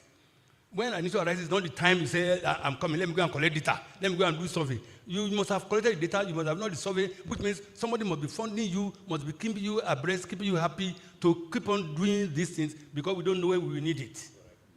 So that is the kind of thing that I think we can do. Once you do that, it's being good. Thank you very much. Thank you so much, sir. So we're layering on this. Can I ask a question? Okay. Can we pivot on responses? Yes. Is it okay? Yes. Okay, so I just wanted that clarification because I just wanted to make a quick point that I agree with him. And you see, because we followed law and order, you got the house's applause. But no, seriously. So there was a time, where are the people who want to do the intellectual work now? So there was a time the government of Lagos State set up a research fund, I think it was about 2 billion naira, to start back in the day. There were no takers. There were no takers. It was publicly announced. Guidelines were announced, but there were no takers. So I just wanted to make that point. Wow, that's something. So just layering on this now, we've talked about the need for to be socialized into the necessity of an ideology. But Prof is now telling us that chronic underinvestment in academia has resulted in us our inability to develop a development-oriented academic community, and this is hindering the inputs that are necessary for us to shape a path towards development. I will come to you, Mrs. Adeyemi. We also see in this wonderful book the conversations around the culture of token infrastructure and survival hustles. Do you think we have glamorized entrepreneurship at the expense of system thinking and real institutional reforms? And what does this really mean for the future of the teeming population of young people who are all scrambling to look for the next small business to set up and grow? And as Prof has said, people at the age of 40 are still trying to discover themselves. So is it real, actual, transformational entrepreneurship that we're practicing in Nigeria? So I think the short answer to that is definitely no. And so even to build on what Prof has said, there's been a significant underinvestment in entrepreneurial thinking, entrepreneurial capacity, and even the incentivization of entrepreneurship. So yes, we talk of there are hackathons, there are pitch events and everything, but it's not a systemic and structured approach to say, okay, where do we want to get it to as a society? But let me take a step back. When you talk about entrepreneurship, you're saying that somebody has identified an opportunity, and then they bring in all the resources required together to then make a product or to then make a service that hopefully then generates revenue. Right. So there's that part. Then on the other part is then, and I want to bring like a systems thinking structure to thinking about entrepreneurship. And I will use the analogy of an entrepreneurship ecosystem. So within an entrepreneurship ecosystem, you have the seed, which is the entrepreneur. Now, on the basis that that entrepreneur has the right education foundation, and when I say education, the person does not necessarily have to have a PhD, even just basic and post-basic, you know, it's good enough. Then you look at the culture of the environment with which that entrepreneur has grown on in, and then you then have around it the elements that then help entrepreneurial productivity. So you have knowledge, so whether knowledge around financial literacy, understanding a business in whatever the sector is. You have what we'll call support services, so mentoring, advisory, hand-holding, and the like. You have access to capital, I mean, that's straightforward. You have access to market. You have access to resources that may not be just within the person's environment, but really helps them to push their entrepreneurial capacity. And then you have policy and regulation, which allows them to take that idea and start it, or to grow it, or to scale it, and then to the point where the market then determines the survival or feasibility of that business. And so when you put those components in an ideal environment, you get entrepreneurial productivity that drives development, that drives growth, and growth that is felt even at the subnational and community level that then cascades upward. But what have we seen? I'll give an example. When Faith started 25 years ago, and Faith started with the idea that entrepreneurship can be a compelling alternative to employability, and that one does not need to negate the other. It's just that if somebody finds an idea, they can use that idea and create income for themselves, and if the business then grows enough, maybe then employ other people in that basis.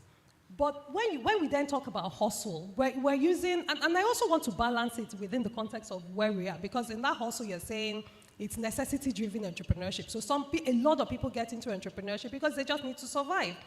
A lot of young people we meet need to make ends meet, and literally need to make ends meet. But on the other side, you then say the kind of entrepreneurship that enables productive development is the one that is opportunity-driven, because that then leads to industrialization. It leads to path that other businesses then generate from it. So to answer your question, we have continued to date. I think we use entrepreneurship, we use MSME development as a byline to say, okay, we need to invest in SMEs, and we get the numbers thrown out. We have 40 million MSMEs in Nigeria. They contribute 70% of the jobs. But by the way, most of the jobs that MSMEs own, they are 95% of the entrepreneurial activity. And if 95% of entrepreneurial activity is only creating 50%, which I don't even think is up to that, of GDP, then lies a problem. And so we do short-term problems. We do very short-term problems to say, if you want to drive entrepreneurial activity in Nigeria, there will always be hustle mentality. There is hustle mentality anywhere in the world. So that's not the issue. The issue is that what's the type of entrepreneurial activity that we need to drive economic growth and development? What do we need to serve as areas of competitive advantages, and think of it in the long term? Yes, you will solve for the masses, because in a way you need to solve for the masses. But then, if you don't think of a long-term approach to that, you can't even solve for the masses. Thank you. Thank you so much. So what type of entrepreneurial activity? Sorry, can I weigh in? Is it okay? Yes. So there is this thing, an idea, and I think she's put all of the parameters there. 40 million MSMEs and entrepreneurs in parentheses. So, and we have an unemployment problem. We have a growth problem. And so I've asked, what are the one or two things, without limiting it to just one, let's just say, what are the two things that is perhaps common to 10% of those 40 million MSMEs? That if government consciously said, we will do this for you, and commits to it, in exchange, you will employ one person on a sustainable job. That would be 4 million jobs. Okay. Can I respond to that? Yes. Because I think from my view, and I'll use the example, because Abba is used as an example quite a lot in the book. So we say, for instance, and Abba, for instance, is supposed to be the center of shoe, leathers, and the right. But Abba also has a lot of unemployed youth, unemployed young people. In fact, unemployed and then underemployed young people. But then there's this opportunity that we then have to then make it the shoe capital of even Nigeria, not even the world. And part of, to answer your question, I'm trying to use an analogy, because for me, the goal for Abba should then be that everybody here, or 90% of people here, should be able to get and source their shoes from Abba. If you look at a lot of the examples that we used for America, is you say, okay, whether it's batteries now, computer chips, automotive, whatever, you're creating that systemic thing. Part of the problem, if you sell that idea, is that the loss of social contract, is that the trust that even if we give you something, we would get what the promises that you're giving, and that there have been a lot of those promises that have been made that have not actualized, to the result that, okay, I can even employ this person that I can pay for sustainably. Even the person that you're matching with the entrepreneur does not believe that that person can employ them in a sustainable way that will guarantee that they can eat just relatively comfortably and afford standard of living. So, and I think that's the problem we keep coming back to, is that it's a very deliberate approach to use entrepreneurship to be able to create the economic growth that we want, even when there are opportunities to be able to address that within each of the small ecosystem or like centers of excellence that we can create in certain sectors. Well, I think that we're focusing perhaps a little more on why it won't work, what the hurdles are, rather than how it will work, if we accept that it is something we should do. Incidentally, I don't know if you've been to Area Market before. I've been there. I used to shop there. And one of the things we found was their problem was that they were paying through their noses for 4 hours power a day. There were 37,000 shops there, because we did an energy audit when Nikwe Azu was governor. Because I called him and said, look, do you want to energize this place? And he said it's not possible. I said, we can do it. If you build the road, we will bring power. We took investors there, put the gas power plant there. We did 4,000 shops in the very first phase, and we were supposed to start the second phase when they migrated me away from that ministry. But again, policies and all of the things that Prof has talked about, don't forget, we have 4 years in every democratic cycle. And the Americans famously say that if you elect a president in the US for 4 years, he has only 2 years. He spends the first 1 year learning who is important in DC, and the last year preparing for re-election. How do we ingrain policy on an enduring basis that somebody won't come overnight and say, I want to start again? Thank you so much, sir. So 2 things. Yeah, it's a good place to clap. Opportunity-driven entrepreneurship, and that's what you just described with the Araria example, but then also ensuring that we are institutionalizing policies that transcend political cycles. So coming to you, Mr. Oladipo, I'm sorry about that. So looking at the work of the Dawn Commission in the Southwest, and just using that as an example to tie up all that we have been discussing in the last few minutes, we're now thinking about regional focused development. And how can we ensure that these commissions are focused on development for productivity and not just for patronage? Like, how can we see real development? Because that's another conversation that came out of the book, coming out of these regional commissions like yours. Yeah, thank you very much. I think let me start from where the Excellency's last question you raised about sustaining a policy. And that's what Dawn Commission has been doing in Southwest region. So we usually take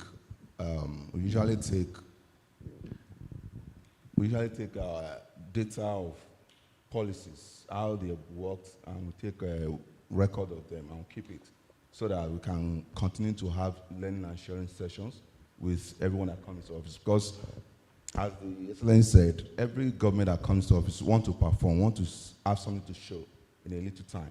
So if you are telling the officials of the state government to say that this idea has worked in this place and these are the results, and you can also connect them with those people that have also implemented those ideas, they can see, and then you have a way of sustaining it over time. So we can talk about policies that have been sustained over time because of what Dawn Commission brings on board within that space. So, but the issue that the book also raised, the issue of elite consensus, that is raised is also very germane in sustaining a policy. And that also brings us to the issue of ideology. You know, I think I raised it. I was at an event where the Excellency was the keynote speaker at the event, and we're talking about how come we don't talk about, when, as young as I am, when I was in school, we still call ourselves Marxists, capitalists, socialists. You don't get to hear such things again. It's as if, like they said, we've gone beyond the ideology. But in a nation is a function of idea. So it means that to govern a nation, it must be governed by ideas. So the issue of ideas will also help. If you have, Professor Olakpa will tell you that the combination you see between Chief Obafemi Awolowo and the then head of service of Western Region, Esime Adebo, is the thing that they were able to develop, get ready for the Awolowo administration because they understand the ideology of Awolowo. So they prepare the civil service to be able to do that for them. But here, it seems what you see now in Nigeria is when the person gets into office, they start thinking of what they want to do with power. So I think the first thing that needs to happen is to say, what is the orientation of this government?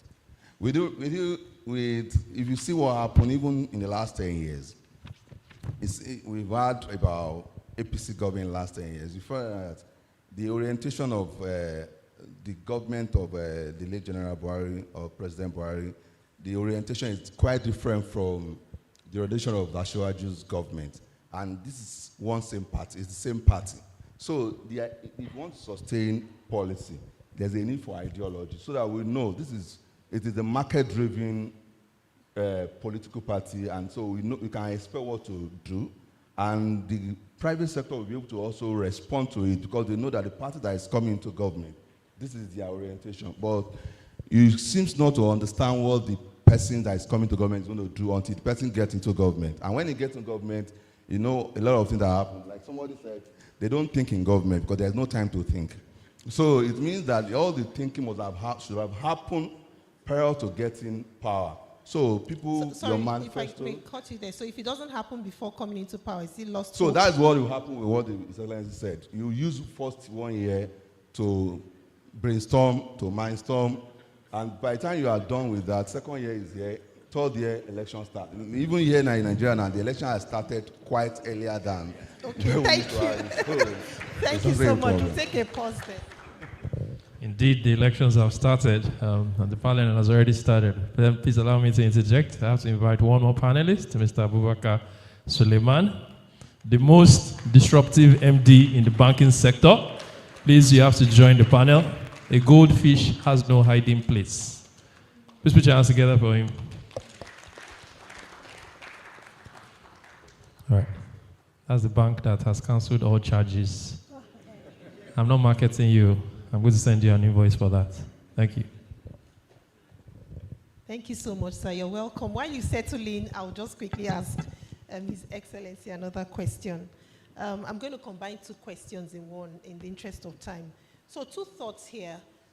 Professor Ogbu talked a lot about building for applause rather than building for impact. And, you know, we've seen all these videos on YouTube and we laugh about them where somebody commissions a borehole. Meanwhile, it's just some people on the other side pouring water through a bucket. And once the commissioning is over, the water stops flowing, right? So how do we really move from this where we're not really building for development, we're building for applause? And how is it possible? I know that an embedded part of politics is to get some applause for the work you do. Is it possible to combine the two, and how? And the second question I layer on that is, as we begin to build for impact, how is it possible that we also begin to have that reorientation where leadership moves from that I'm the boss and the master to I'm coming to serve, and part of my obligation in service is to ensure that I leave you with something tangible as a citizen? Okay, let me start with the latter. So, and it can only be experiential. So when I took office, 2007, almost every of the major political power blocks said to me, you are now the leader of the party. And I said, it's not possible that I am the bearer of the party's message.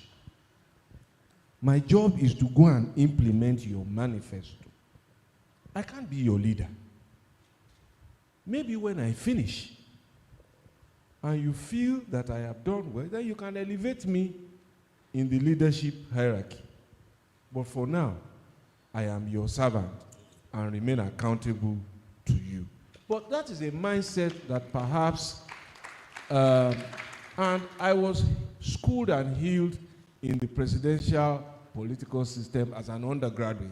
So I didn't experience the parliamentary system, but maybe they were throwing back to what they knew, where the prime minister becomes leader of the party. So, and I think that's where the idea begins. And then you find the chief executive of the state supposedly delivering service to improve the average human condition is squabbling for control of a political party that has already given him power. It's an ironic and contradictory situation. But back to the other issue about building for applause. And I go back to the first point I made about perhaps how we were socialized. You know, if you go back perhaps in the way that the history was told, what the North did during Sardana's time, the ground-up pyramids, what Awo did in Western region, we were educated about their programs more than about the underlying philosophies why they pursued them. I became a very fully grown adult to appreciate that free education was not just about being nice to Westerners, but that it was profoundly about attacking very, very endemic and insidious illiteracy, where there was only one lettered man maybe miles away. So if you got a letter, everybody waited for that person to come and read it. That was what Awo was confronting. And the advocates of free education, and here I'm sure there will be a lot of controversy when I finish, but the point was it was free primary education, basic literacy. And I repeat that, basic literacy, because I ended up getting the speech and read the entire speech. Incidentally, that speech is not published in any book. I had to reproduce it from the cover of the 1955 or whatever year of the newspaper to get the gist of what led to free education. And so everybody has run with free education without asking themselves, is this what we need today? Can we deliver the kind of education we need free? And if we are going to do so, how are we going to pay for it? Because it has to be paid for. And how do we ensure that no child is left behind? The story of the groundnut pyramid is what we heard, but it was recently that somebody said to us that, look, listen, do you know why there were pyramids? It was an inefficient transport system. It used to come once in a while, so they stacked it like that. And many decades after, what have we done? In order to show that we are producing, we go and stack pyramids. So perhaps that's where the socialization and the purpose of this meeting, what was the idea behind those programs? What were they seeking to do rather than dwelling on the programs themselves? So, and I close this way. Back in the day, primary health care, local government responsibility, and I called some local government. I said, look, we can't have malaria being treated at the general hospital.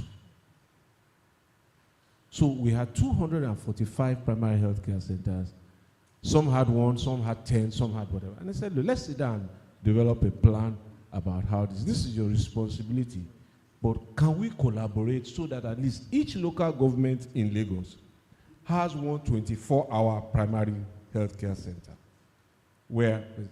And somebody said to me, Oga, it's not fanciful or this thing to do health care.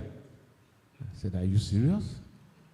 And so we had an argument trying to persuade him until I then said to him, do you know President Obama? I said, yes.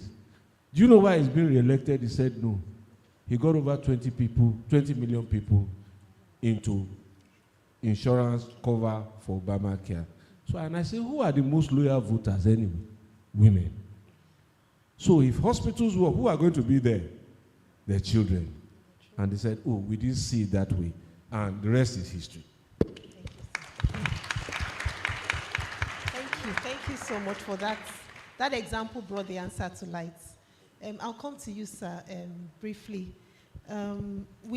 Professor Ogbu talks about leapfrogging for development and a process where we can take a sector and skip the traditional slower stages of development and just see how we can move into something advanced and transformative.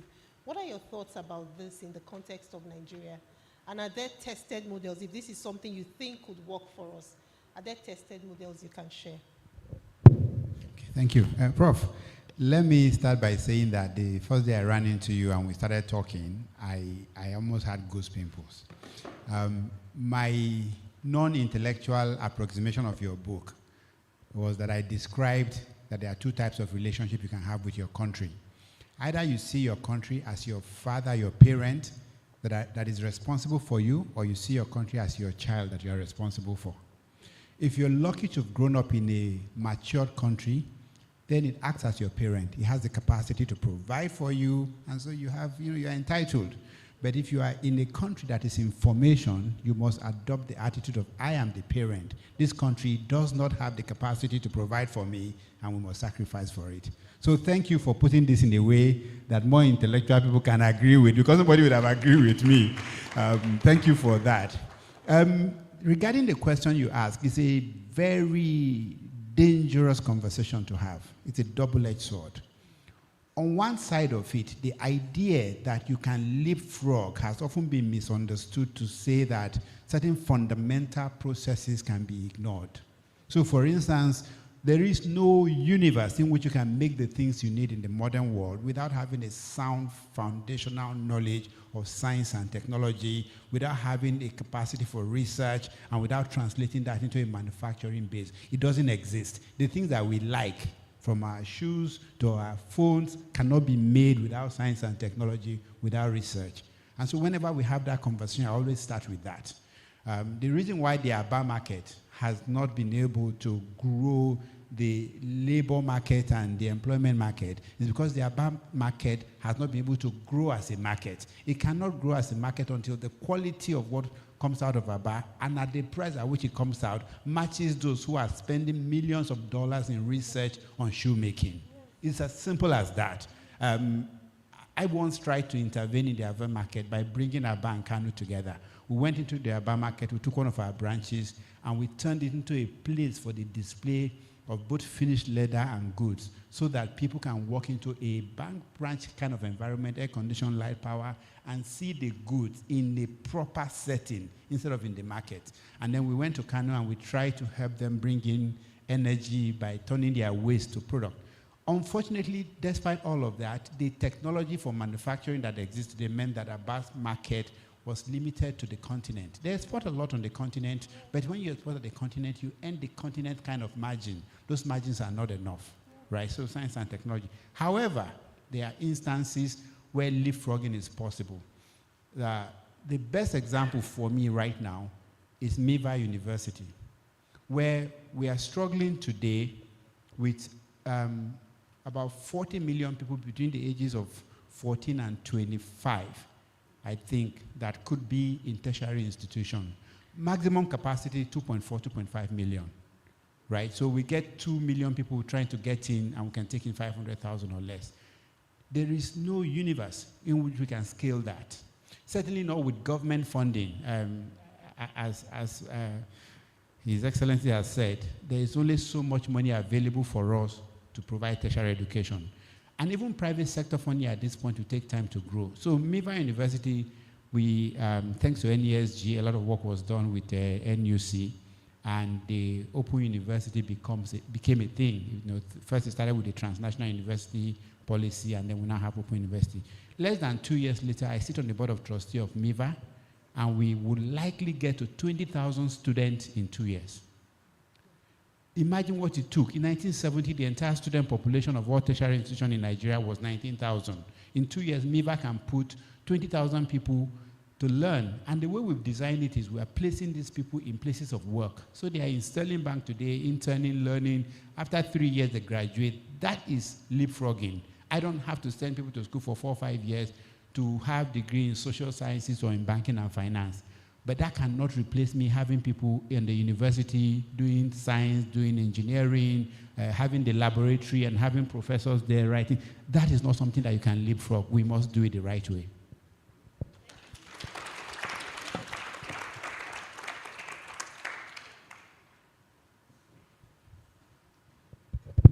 An excellent example, at least from the educational sector. Thank you, sir. I'll come back to you, Prof. And just trying to, I think he's started to answer some of your questions, because we're now talking about Nigeria's youth growing population, and we have these demographic dividends. How do we harness them better? Like I said, he started to answer that question, you know, how do we bridge the gaps in quality education and ensuring that we don't make young people feel excluded. Prof talks a lot about inequalities, inequities, the child of the driver. You know, there are a lot of disillusioned young people in our country. What role can academia play in bridging this inequity gap? Thank you very much. Let me preface my response with a reaction to some of the points raised by His Excellency. You know, he gave us a very interesting experience of his attempt to help them in area market. Professor Osita Ogbu, in his section on planning, pointed to why that failed. And you mentioned it. Once we left the table, the next guy just started with his own idea to maybe he went to do, I don't know what it was, auditing. And started his own audit and intervention. So the reason that happened is this. Planning for the people is what you did. If you plan with the people, when you leave, people will still be there. Whoever then comes, they will tell him, Oga, thank you very much, welcome. This is what we are doing. This is what we are aiming to deliver. Now you're on the table. Tell us the amendments you want to propose here, but not throw away everything, because we have already invested, we have already committed, we have already made arrangements, we have already hired one person, according to our agreement. So if you come and say bye-bye, then I will throw this guy away, and then there will be a problem for all of us. So the primary problem we have in Nigeria is that our government has become a donor, you know, and when they go to these applause sessions, the village head, the head of school, the head of private sector, Mr. President and Mr. Governor, thank you very much, but like Oliver too, we want more. Oliver too, we want more. Not saying this thing you are going to do for us, it will enable us to do also A, B, C, D, which is the point you made, that if we give you this, you hire one person. So you cannot do that by dictating. It has to be at a discussion, at a joint planning process, where they will tell you what they need in order to do what they want to do, and you tell them what you can do to help them do what they want to do better. In that kind of a system, you have a kind of public-private interface, not public-private partnership, public-private interface where everybody is on the table making commitments as to what they want to do to achieve a particular goal. And when anybody is deviating, the system is there to say, you are deviating, please come back. Once you don't have that system, the kind of experience you have, which is common everywhere in the country. Otherwise, you abandon projects everywhere when Mr. A lives, my colleague from Don said. Once the governor leaves, everything goes away. That kind of a thing will continue, and we shall have wasting our assets. The other point is that the reason that happened, and this is now a lesson of our own experience, is that this oil revenue, it has disengaged our government from us. During the pyramid days, government was funded by taxpayer revenue, and we had occasions. I was in the university at that time when a governor of Western region then offended the farmers, and they said they were not going to pay, taxes again. They had to come and beg Chief Awolowo in Lagos to appeal to them to pay taxes, because if they don't pay taxes, the bank will not be able to pay salary in Western region at that time. But when we got to 1971 and then 72 onwards, oil revenue started coming. They don't need your tax anymore.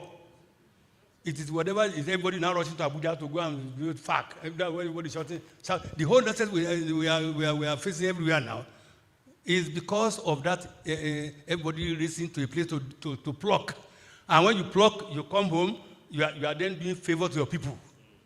Yeah. I've gone to the bush, I brought a game, I caught this for you, I caught this for you.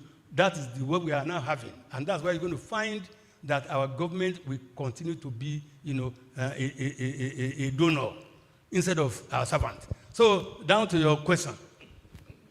Now, yes, sir. answered the question. No, I'm not. I was trying to respond to you. You know, you targeted every time again. I'm retaliating. Now, for the youth board, you know, there's demographic dividend and also potential demographic disaster. We should try and avoid that disaster. We already seen, you know, and the book said it. When you look at his discussion about, you know, the emergence of insecurity, kidnapping, those are all the consequences of incipient demographic disaster. No amount of police effort can stop that. So, to deal with it, first of all, society must agree the kind of society they want to create and the kind of human resource they need in that society, and build capacity of the young ones today, because it is they that will grow into that society and give that service. And that's why I agree fully with him. STEM is the order of the day now. Foundation. Our young ones should be properly, you know, trained so that they can fit into the world of STEM. University system, primary education, secondary education should not be this old, you know, tired system of cutlass and hoes. We are not talking about robotics. Working. People will be working in a robotic age, and these people are many in number. So what are we going to do about them? So we must equip them. The training must be, you know, very, very solid. It must be futuristic, which means we must begin by saying, what kind of society are we envisaging in the next 30 years? And therefore prepare these young ones for it. Otherwise, we shall have escalation of the current, you know, emerging, you know, disasters. I pray we don't have it. Thank you so much, sir. I'm sorry, I just have to quickly weigh in. We started by socialization, which was how we were socialized. And I think that Prof is trying to socialize some of us here that oil money was the problem. I disagree. It's a thesis that had been pushed over the years. But the problem about taxation is largely the failure of democratic governance rather than the presence of oil. An illegitimate government finds it difficult to mobilize taxes as distinct from an elected and legitimate government. And I think we must stop these generalizations that it was the oil money that brought the problem. That's not the problem. And I think you jumped to some conclusions. I didn't say that the project was abandoned. I said we wanted to electrify 37,000 shops. We did 4,000. Those 4,000 were successfully done. And I saved time so that we don't jump to things that we don't have depth about. I saved time. I was trying to save time without discussing the process. The process you speak to exactly was what happened. Working with the people, interfacing with them, and they chose what they wanted because they had an alternative anyway. But what happened, what was not completed was the next phase because I had left the ministry. Office. That's the point I was making. Thank you so much, sir, for the clarification.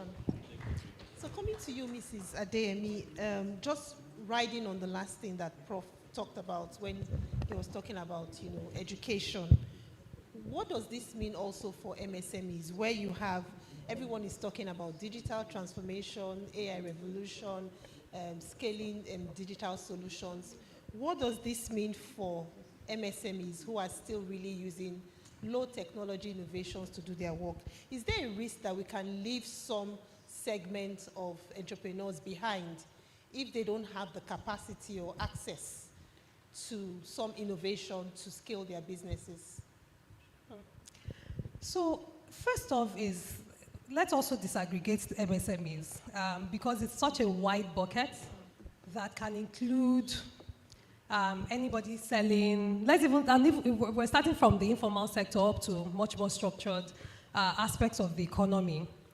And if we segregate that, it's also important to then say that the needs from a technological innovation or adaptability point of view is different from each different segment.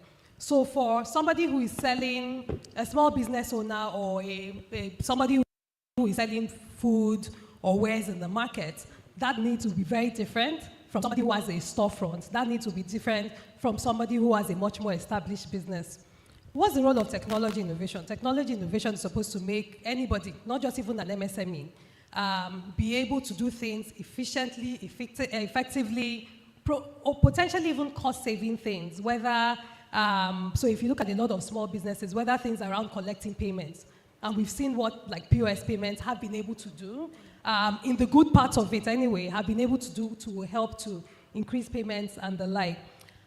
But when we then now say that, how can we then use that to help MSMEs grow? We can't isolate that from just even the environment, because MSMEs are people. They're people that are running those businesses. And that conversation then is around what is digital access, what's digital infrastructure, what's the cost of digital access and infrastructure, how do you get it all the way to the last mile to those who are then able to use it, but also see the incentives around that. And it goes back to all the things that we're saying. If you have entrepreneurs, what they do is they then solve for that. You know, they solve to create that. We saw this whole story about a few weeks ago on a business, a booker business, who was then using MoneyPoint POS and then, you know, was able to generate significant amount of revenues up to billions with that. And that's where entrepreneurial capacity comes there. So it's not about the MSMEs, it's about the ability to make sure that there is an environment that sees these issues and challenges and then creates services and products to it. And honestly, what Abu said really will be my answer to that. You're creating sandboxes where people are saying, how do we solve for this small business who is in Aba, who needs to match together different leather materials to then make shoes at that point, to design different shoes of different size and capacities, to make the buckles that go with that. So you have somebody solving for that.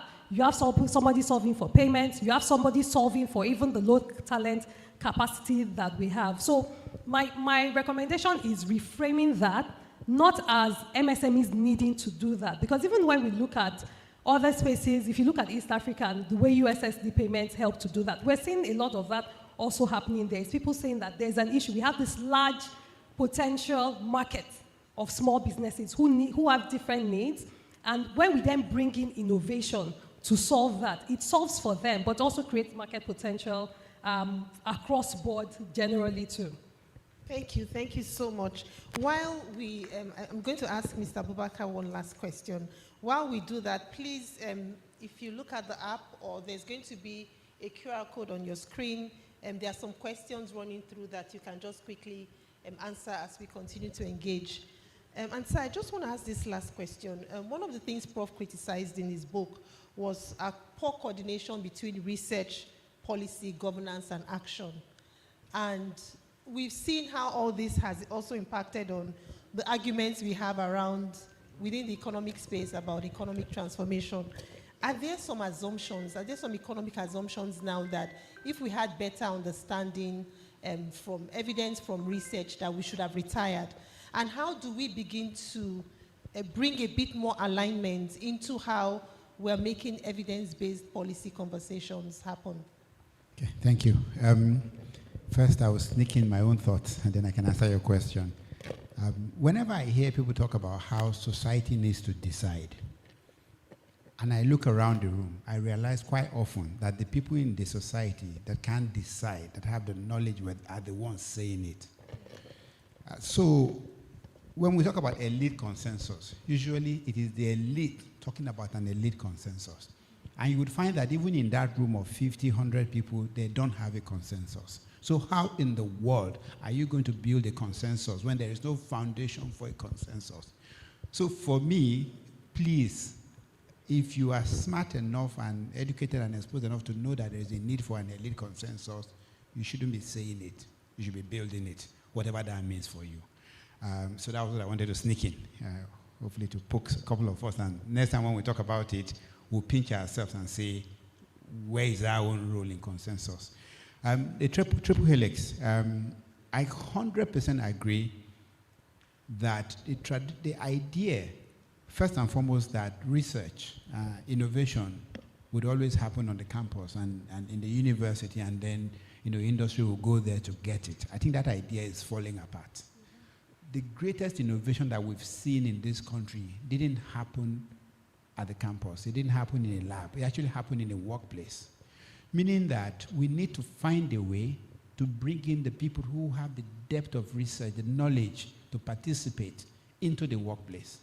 For instance, one of the things that I'm particularly proud of is that as an institution, Sterling Bank built Africa's first core banking application by a traditional bank. Why did we build it? Because we had gotten to a point where the amount of dollars we were paying out every year just to use a simple technology was way too much. And it was one of the reasons why it's been very hard to have financial inclusion, because the cost of banking the single person was so high that at the lowest level you just couldn't make it work.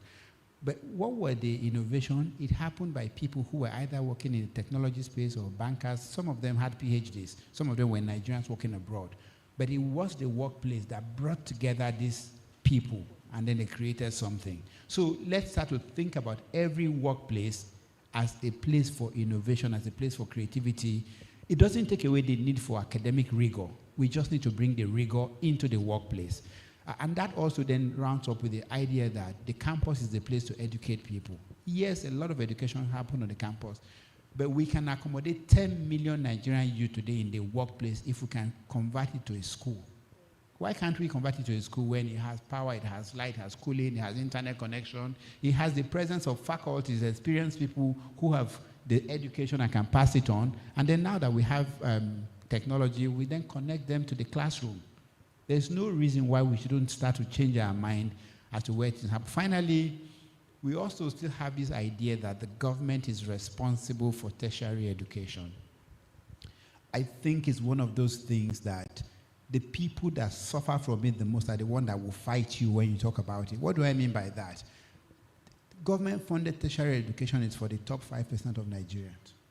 And it is so because those are the people who can spend enough money for their kids to do well enough to get into university. If you're outside that top, you're not going to get that government funded. Instead, you should be fighting for all of that money to go back, as His Excellency said, to funding primary education so that you then have a level playing ground. Then we create sustainable commercial solution for everybody to access it. Then let's find the top 5% of the most gifted people and put them on scholarship. What we do is that the most creative and most gifted people are assured education. They're the one that will lead the academia. In the middle, anyone who is serious enough can access financing to get educated, hopefully supported by the corporates, because that's what we're doing. I mean, we just agreed to fund 600 Nigerian student scholarship. And our plan is the entire 600 of them would be working either with Sterling Bank or with a partner institution so that they have mentorship for 3 years. They have opportunity to learn at work. After 3 years, those graduates will be better than anyone coming out of school who has never worked before, right? So the point being made is that we need to stop waiting for government to do everything for us. The government simply doesn't have the capacity to do it yet. Thank you so much. Can we have some questions? Okay. Okay, sorry. I know that, like I said that when we talk about consensus, it does not mean that Yoruba will say that and that's why we have different political parties, because all of us in the country or in a room self will not think alike. So your approach, there are people that will agree with you, will follow the approach. And there are also other approach too, that we're looking at the same result, like we're talking about development, but the path to that development, we could take different paths to that development. So in essence, to say that, I think Prof in his book was talking about trying to differentiate between invention and innovation. So what happened is to say most of the things that happen on campus are inventions.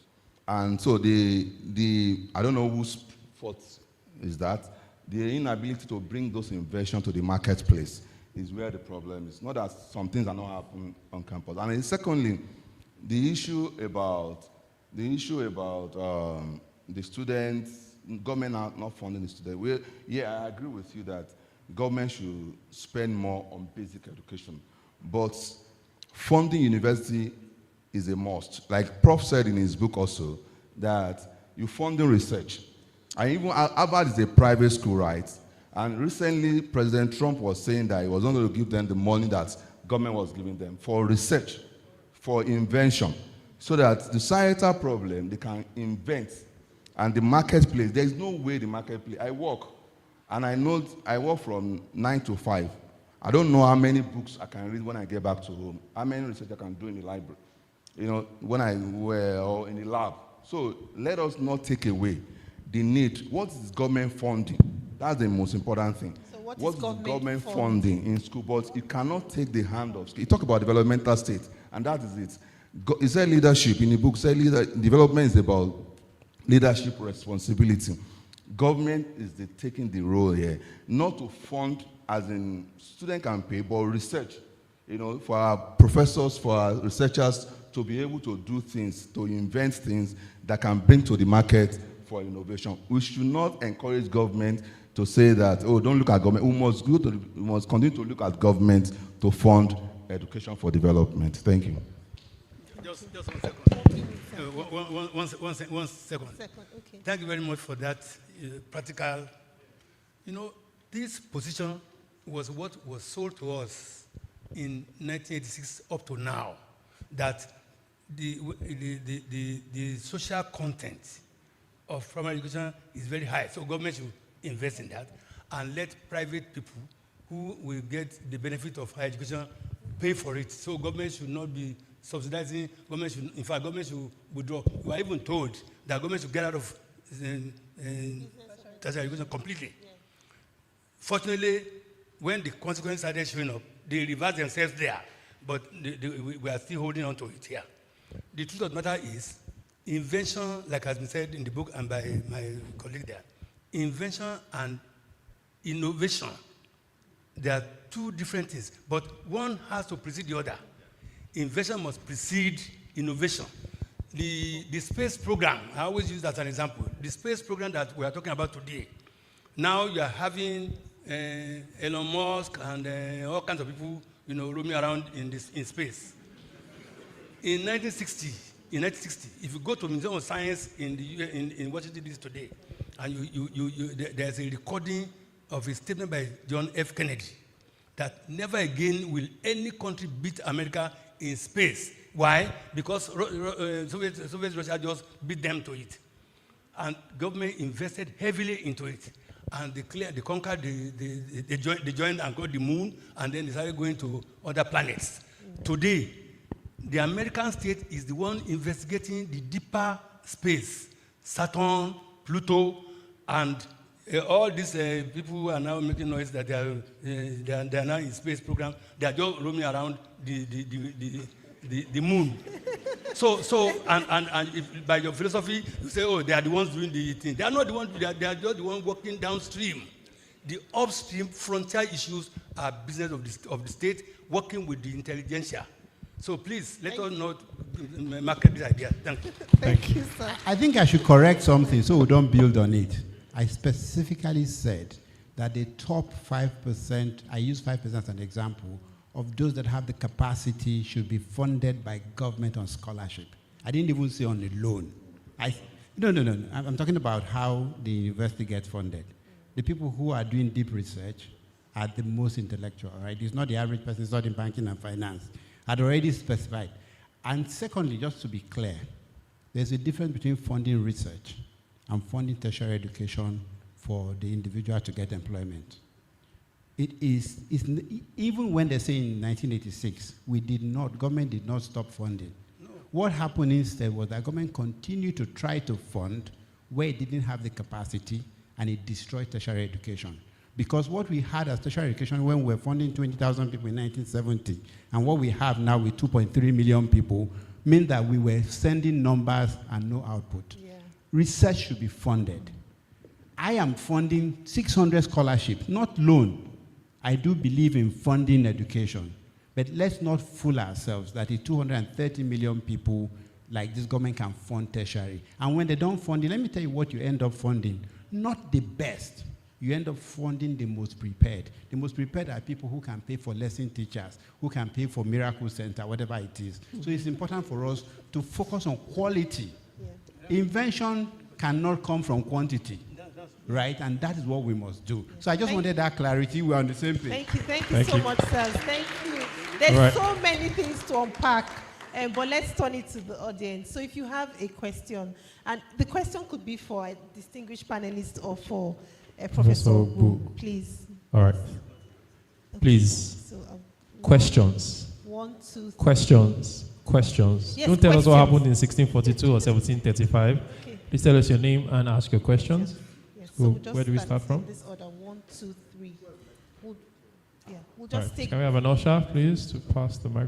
Who do I go to first? Yes, her. So we'll just play the whole into. We'll go to her first We'll and take then some here her. and then So the come two here. ladies in front, please, questions So straight 1, to the 2, point, 3. please.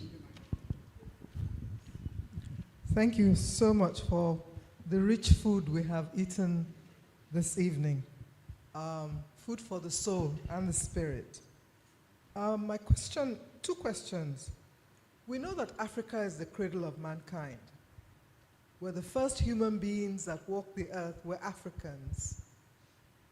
Where did we begin to believe that the Western ideology and modus is more important, and we bought into the thinking and solving our problems that way?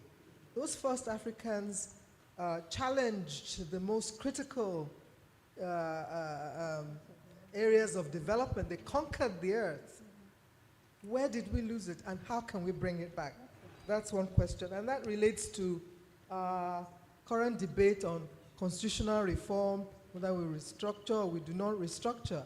Is that important at this point in our history, or do we go back to those fundamentals that will drive us to create our own philosophy and modus operandi? Secondly, stakeholder engagement. It is so critical, and Prof, and it must be in Professor Ogbu's book, about the involvement and inclusivity and the ownership that the citizens must bring to the table. I know Lagos State does a lot of, Dr. Okwe here does a lot of consultation. I mean, we've come here before when he's doing his budget planning. But I think it needs to be deeper than that, more of a continuous process where communities are engaged, where communities identify the challenges they face, and that ownership is given. And the way to develop our budgets must come from those ideas and recommendations of the community that becomes the local government, that is enlarged into the state government, and then it becomes the national budget. Because when I see these budgets these days, it's like it's like very different countries developing budgets. It must be coming from a holistic thing that comes from the ground level. Thank you very much. Thank you so much. I've made a note of the questions. I just want us to take 3 so that it's more efficient. Make sure women who are the foundation for everything. All right, thank you so much. I'm a young person in this crowd, so I think a lot of this conversation, I'm very privileged to be here and listen to these minds, because I think a large percent of what is being talked about affects us more so than the older people, because we're the ones that will sustain a lot of these things going forward. And I've heard so much and I'm learning so much, and I think one of the things that's on my mind is, how do we have these conversations more visible to people to hear? Not just visible to the people who are in power, but visible to the people who benefit from this. I think when I study certain things and trends in different countries, one of the things I always pick on, especially when we're talking about development as attitude, attitude has a language. How do we showcase this language to the people that need to hear it? And a bunch of conversation, I want to say a keyword, propaganda, right? Propaganda is not always bad. We see it in the US. Propaganda is inserted in the media. They would try to, for lack of a better word, hypnotize you or propel you to think a certain way. And sometimes it drives how people have a stake in their country, how they have a stake in the quote-unquote American dream. My question is, what is the Nigerian dream? And what is the language in which we're using to present it? Are we inserting these conversations in our media, in movies, in TV shows, in the things that the large percent of Nigerians consume on a daily? So what's the Nigerian dream? How are we communicating it? Thank you. The next. All right, please, him in the yellow tie. Please make it very brief, sir, please. Thank you. Yeah, please let's keep our questions to 1 minute so that. I will, certainly. Thank you. My name is Chuma Nwankwo. When I look at the different stakeholders in society, if I consider the political class or the institutions of our society or the followership, and my question actually will go to Professor Obu. I begin to wonder where the problem is. Before, I used to easily think that the problem is with the political class. But I'm realizing that they're also very smart, that they give the people what they want, so they can adjust. That means my thinking shifts to the followership, whether they are the problem. The followership is emphasizing something like stomach infrastructure. Am I going to blame the political class first and foremost, or the followership? Then the question shifts again to the institutions.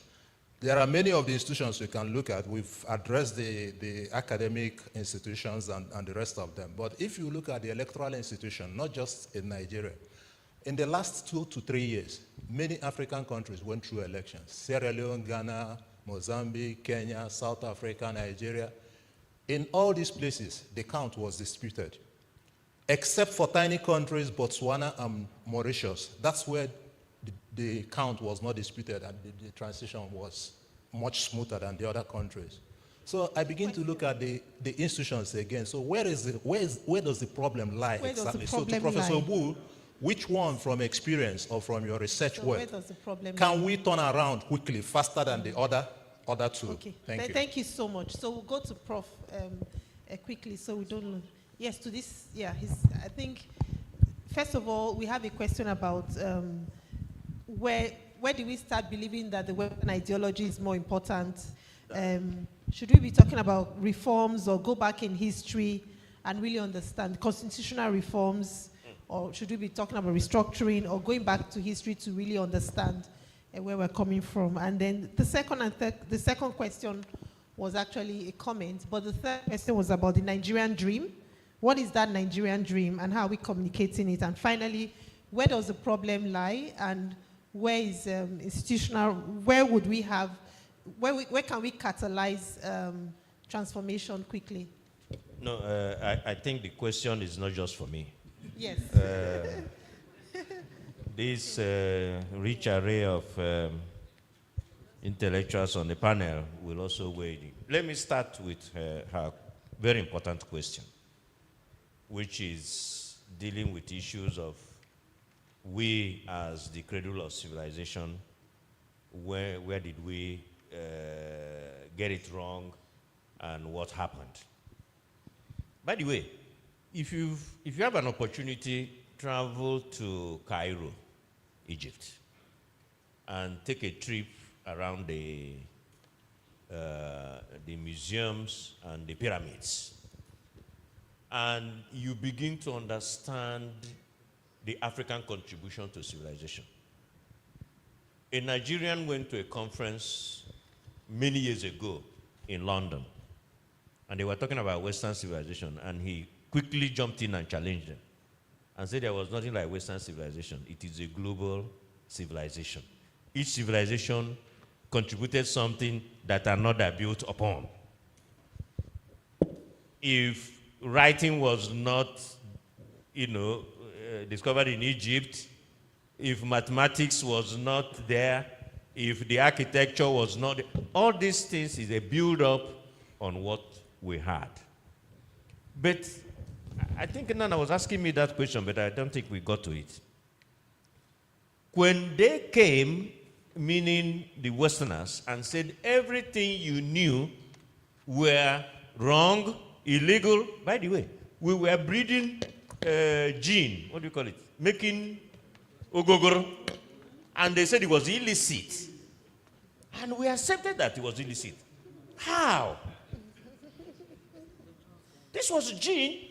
Do you know how I challenged the faculty in the university? And I said, the same way our great-grandmothers did cassava is the same way we are still doing it now. What have we added?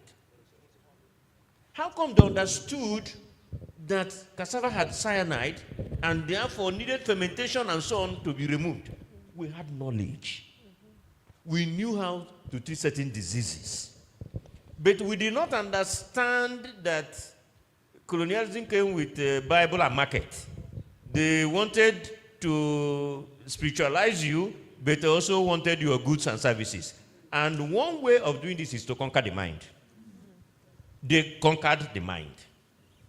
Till today, Professor Ajake and I will be, talk often. And, I used to be in charge of national planning. But they are still inviting foreigners to do our planning. So the NICERs of this world, all the professors in this country, we are not good enough. So knowledge dependence, which they have created, which is still here, is binding us. So when you hear me talk about the African intellectual freedom fighters, that's what I was referring to. Those who can liberate, and leaders must say, by the way, it doesn't have to be Nigerians who are here. It can also be Nigerians who are in the diaspora. We have enough knowledge. If a president today, this is a challenge, talking about science and technology, says, I want a completely made in Nigerian phone in the next 12 months, that phone will be produced. Make that pronouncement and then match it with resources. That phone will be there in the next less than 12 months. Cuba, Fidel Castro of blessed memory, why are they the leading producers of vaccine in the world? The studies were done that Fidel Castro, on his way to work daily, will stop at the laboratory. Gentlemen and ladies, any problem? What can we help you with? Is there anything? What can be more motivating? Talking about leadership. I have my eye on this. How can you leapfrog when there's no one first-class engineering school? Not one. Create just one. You see, Prof was talking about universities must be centers of solution. Hebrew University in Israel is where Israel takes its problem to. We have this problem, please provide us the answer. But they have resources to do it. Our universities are not centers of solution. We have not treated them as centers of solution. They are centers for graduating students. Do you understand? So, for as long as that is the case, and for as long as we don't understand it, because remember, the amount of money allocated perhaps in the office of the Senate President is more than 10 times the amount of money allocated to all universities. So it tells you where the priorities are. So, Prof, just centers of solution. So the issue was knowledge dependence, which we're still suffering from. Our own is not good enough. We don't want to encourage our own, and so on. By the way, nothing wrong with trying and perfecting. The thing you did as Sterling, I'm sure the first time you tried, it didn't succeed. You persisted. Because remember there was a time made in China, made in Japan, where things that sounded inferior. Over time, you will overcome. Our bar shoes will become international. If you read the chapter on our back, which is in this book, yeah. I said, our brothers have reached their limit. Now we must provide them with knowledge. We must provide them with infrastructure that will take them to the next level, because individually they cannot. It is not miracle, because they are struggling with first movers' disadvantages, which they can't overcome on their own. State needs to intervene. For the young ones, I think it's important that you're here and you're learning about the difficulties. But I think that what we are telling the young ones is not to give up. For our generation, we've not done it. We are moving away. But that mentorship, that guiding, that providing the history is extremely important. On the political party, he's asking which one comes first, and he also talked about followership. Nigerians are good followers. If we see a good leader, we will follow. I can tell you that one. The thing is, you can't tell me to tighten my belt when you're loosening your own. No, it can't work. No, it can't work. So, no, it's not a matter of clapping. Sacrifice starts, that's why we talked about knowledge, values, and ideology. By the way, because the former governor mentioned it, and this is in my book, when Paolo started this program, he ran into trouble. But that is that fidelity. You know, he didn't anticipate the rush, the number of people that will enroll. So their calculations were off. But he said, I've made the promise. Free education it is. So I must find a way to fund it. So instead of building with cement, I will build with mud. I will recall retired teachers. He did so many things to stay with what he has promised. Of course, you guys know that our manifesto has no relevance when we get into office. And so that's what we are saying. And I think you mentioned it. When a political party enters office, what do we expect? So if we get good leaders that lead by example, that teach us these values, and there is a lot of power even in spoken words, such that those things evoke emotion. You know, I talked about the Emperor of Japan, who spoke for only 4 minutes and changed the course of Japan. So, but they meant it. The sacrifice was there, and the followers will follow. Thank you very much. Thank you so much, sir.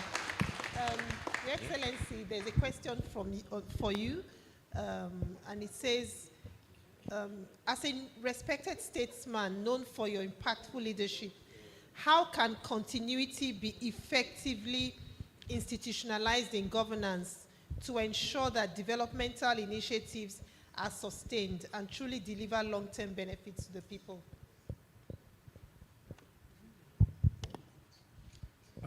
I honestly don't have a prescription.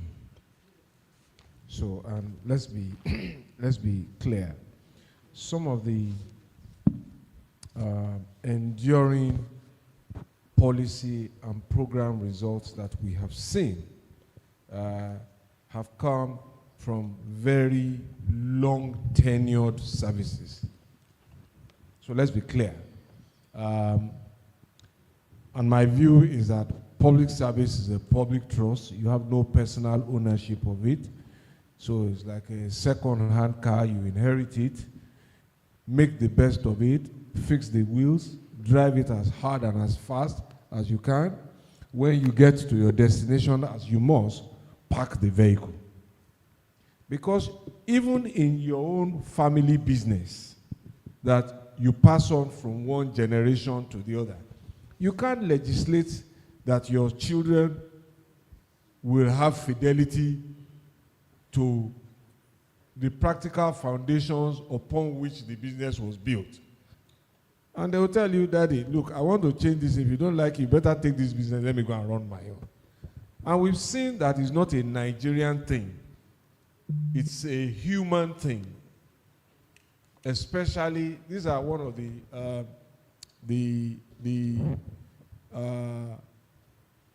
crosses that Democrats have to deal with. We've seen a crisis in the Middle East today, perhaps avoidable because we were at a point where some peace was being negotiated. We're seeing problems with climate change, signatures to the climate change types, and immediately after one administration changed, almost in what we would say was an African thing, we've seen some of the biggest nations saying, we're walking away from this agreement, I want to do it differently. So there is no prescription for it. But what is important, I think, is to build a faculty of team members in the hope that if one term ends, and that would be my recommendation, if one term ends, you can pass on the essence of the idea to a team member who can run with it. And that is perhaps how it is done also in the private sector, where leadership recruitment is passed down to people who share founding values, so that outsiders don't just come in and take over. And I think that's the closest, but it's subject, of course, to popular will. And in private conversations, I tell people that if you look at what has happened in Lagos, largely because, and you may disagree with it, but the core values of the ideas of progressive governance, improving the human condition from what it was, have remained the same, because the successive leaders of the state and successive members of cabinet have come through the same chain. Like the Honorable Commissioner here started with me as an advisor. He is now substantive commissioner. So, and he knew the values with which we started. And that kind of regeneration process is perhaps the best that one can hope for.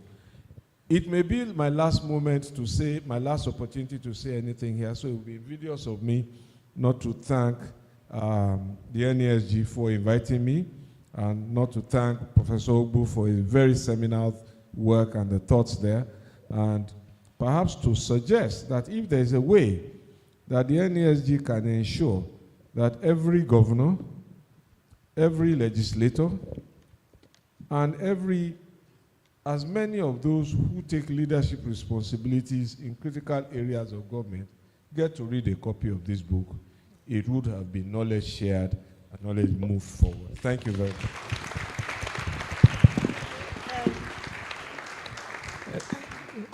Mr. Babatsude, is there a reason why you didn't add local government chairman, sir? You don't think it's necessary for them to read? I said everybody who holds public office. Oh, okay. Because you mentioned governors, you didn't mention local government. It's a long list of people. But the more the merrier. Your Excellency, I was going to follow through with a commitment by saying that we will pay for it if NESG will get it done. And while stealing the mic, to put out a question that I hope nobody will attempt to answer. Have we ever wondered why all the good Nigerians are followers and all the bad Nigerians are leaders? Please don't answer it. Okay, thank you so much, sir. There are a few more questions, but we have run out of time. So maybe I'll just read out the questions, and then as you take your final comments, you can just respond to it. So someone is asking about how organizations can encourage a culture of development and growth. And we're talking about the gaps in government, but what can organizations do?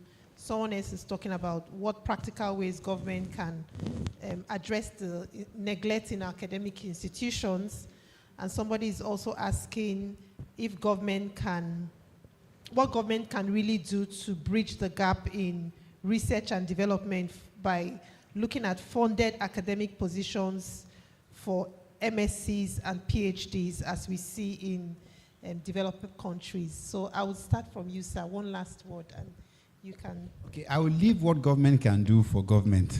But I would say that we also must understand that the government is struggling.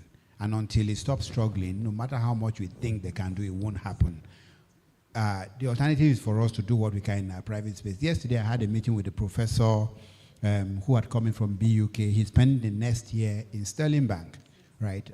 That is the kind of opportunity that we can do. In other words, not just fund our own people to do research, but also those who are doing research, bring them into our environment, right? So I'd like to stay within what I can do, because there's so much in Nigeria, it's about what the next person can do. In terms of research and development, I honestly believe that the funding that can help research today, that will be held accountable, must come from industry. Funding that comes from government tends not to be held accountable to the standard necessary for global competitive research.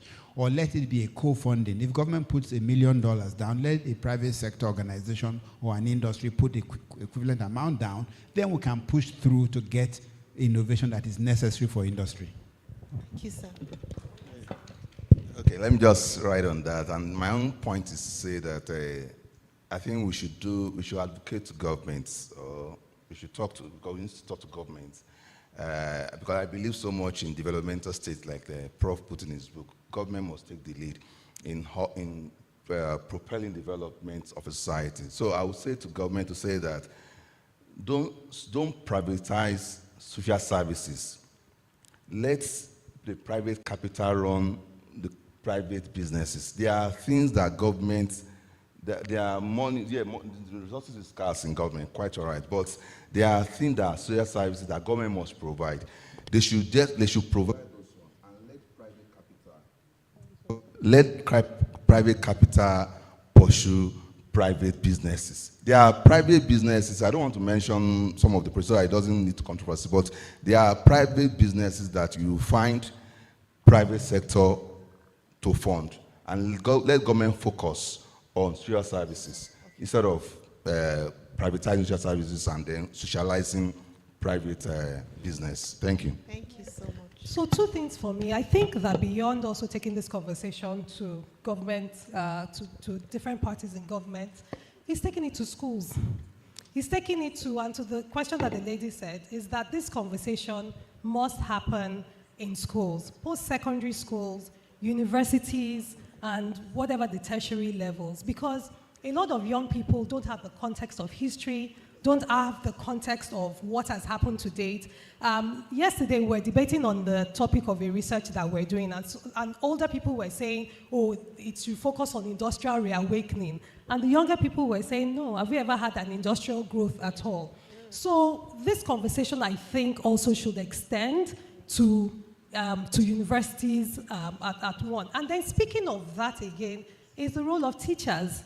We cannot move the needle where teachers are the least valued, least paid, where people that get into colleges of education have failed JAM, they failed PolyJam, they failed everything else, and it's just to get a certificate of education in that. If we don't flip that model, we're just having conversations that will lead us nowhere. Thank you. Well, thank you very much. My parting shot is fairly simple. It is that this feeling that government cannot do this, government cannot do that, only private sector can do it, this notion of adversarial relationship between the state and the private sector, I think is very destructive. We must ensure that government is the best it can be. Because if you don't have a good government, there can be no good private sector. They'll be swindling and pretending that they are making money, but they're actually not doing much. They are just swindling, transferring resources among themselves. Most of the profits you find in the Nigerian private sector, they are transfers. Because if they were a result of productivity and the profit is actually a proportion of total output produced, Nigeria economy will not be where it is today. If you look at the banking industry, with due respect to you, the banking industry makes a lot of money and yet the economy is collapsing. Where is the money coming from? It's by transfers in all kinds of methods. So my feeling therefore is that let us get out of that trap. Let us make sure that our government is the best it can be, because it's only when our government is the best it can be that everything else will follow. And that is the principle of developmental state. The state must be free to consider private sector, public sector as instruments that it must use pragmatically to generate happiness for everybody. Don't constrain the state and say, oh, you are not good, so don't worry, we'll do this. We must all work on it. And that's why I like the idea you ended up with, that if we find that there could be some benefit in combination of institutional responses to challenges, that is, private sector and public sector coming together, that is fine. But to say government is not good, so get out, only private can do it, this is not possible, that is a defeatist idea. It's not practicable, And if you do that, we will not make progress. Thank you. Yeah, thank you so much. Do you have any last thoughts, sir? I still get to speak. Okay, so two quick things. The shorter one first, and again back to NESG. So I may have missed it, but I don't recall that NESG as a platform organized any debate in the political running for candidates. And I think it's something that we should be thinking about. And in the best world, I will want the debates in the university campuses. And that is global best practice. And we can situate the conversations around some of these things we're talking about.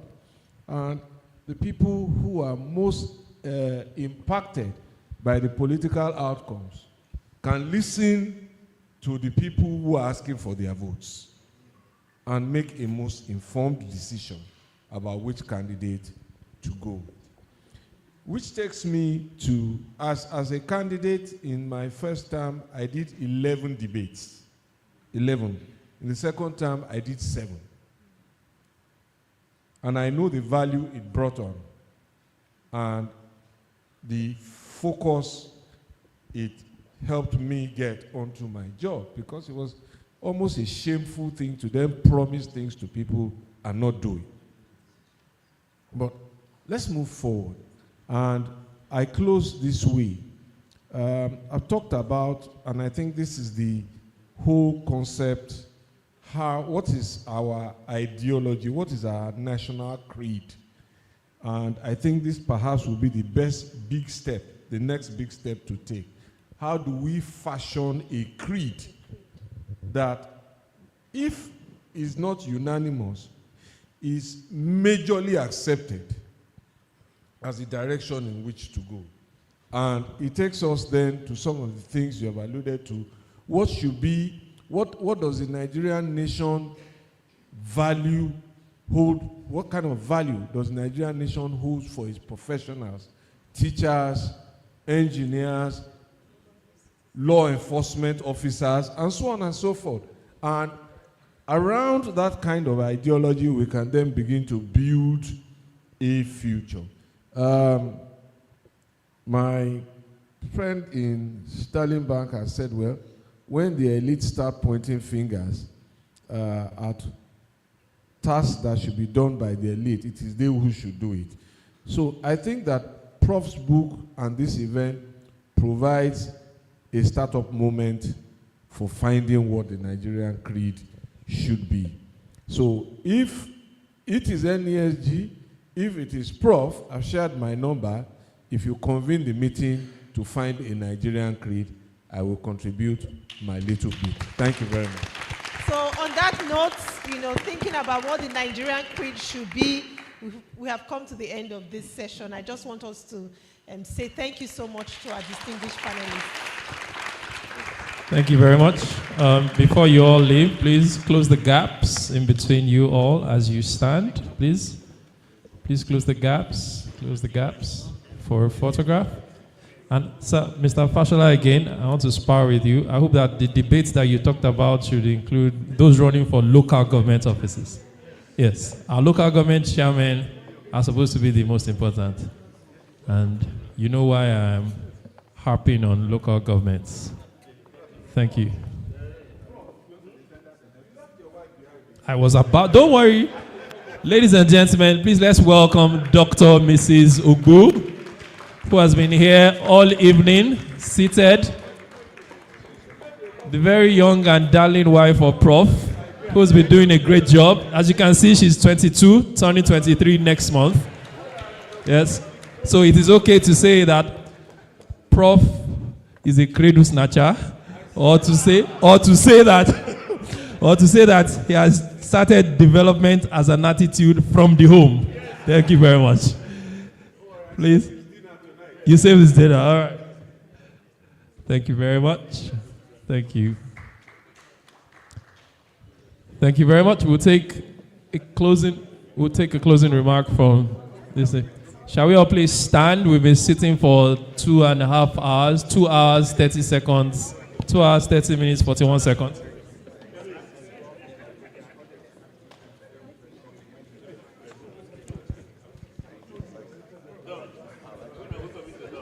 All right, thank you very much. For the avoidance of doubt, there have been 204 people who joined us virtually. We acknowledge every one of you. Please put your hands together for our online audience. 204 people who have joined us virtually. We'll take a closing remarks by CEO Dr. Adeloju. If you believe that you have witnessed the beginning of the birth of a new Nigerian creed, give yourselves a round of applause. And this tour de force, remarkable panel of distinguished Nigerians, thought leaders, statesmen. Ladies and gentlemen, thank you for a phenomenal evening. Your Excellencies, the Governor ably represented, His Excellency, BRF, he was chair at my Unilag lecture this year, and I said to him that he's in retirement, but he has entered his statesman philosopher phase and will milk it, to our, I don't know how to describe Prof. I read this book and could not sleep for months, literally lost sleep. People don't realize that before we tried to get everybody to read this book, everybody at the NESG read this book. Thank you very much. And it was because we all read the book first that we said there is something about the seed taught in this book that can change a generation. And so we will get to work. Thank you for the promises, the commitments, the scaling up. My body.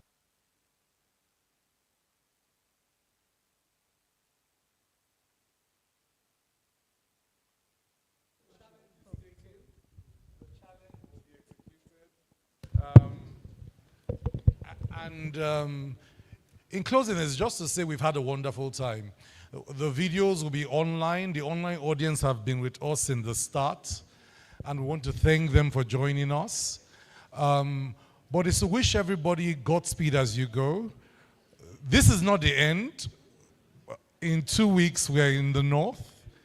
We're in Kaduna in 2 weeks, just by the way. A different panel, a different city.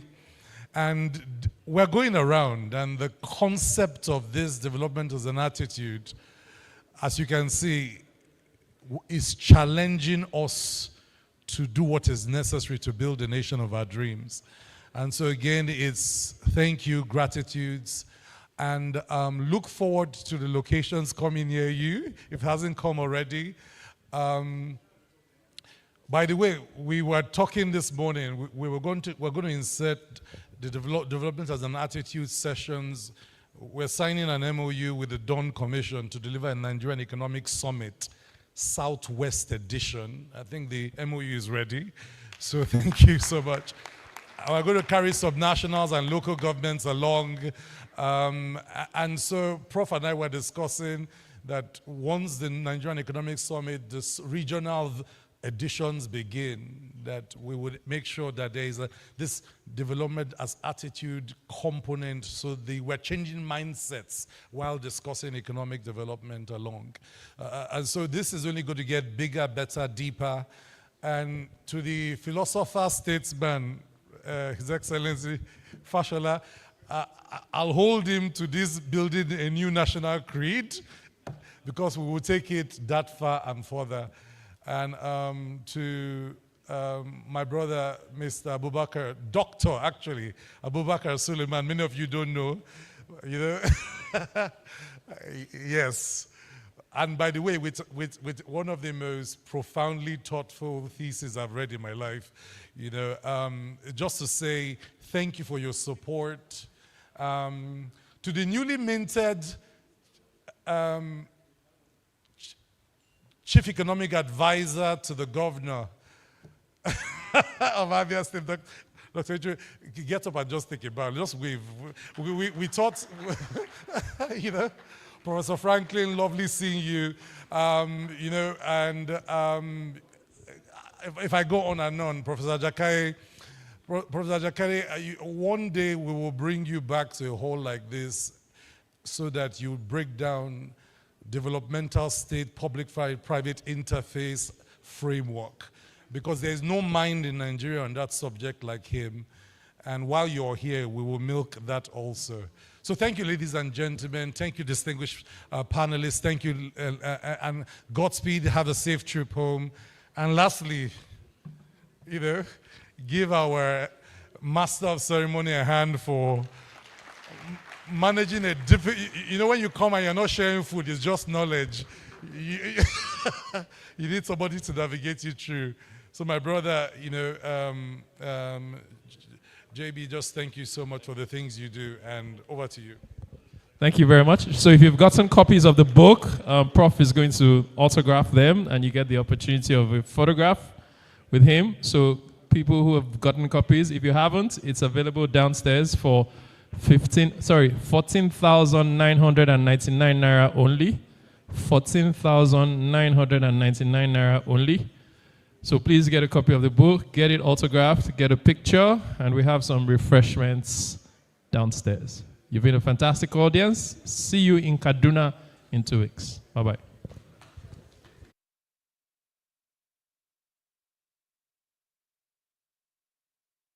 To the Nigerian Hamilton Project, which is a powerful opportunity to experience dialogues and bonding platforms that are focused on expert-led bodies of work inspired by expert-led panels and discussions and audience interactions across the geopolitical zones of Nigeria to drive real change.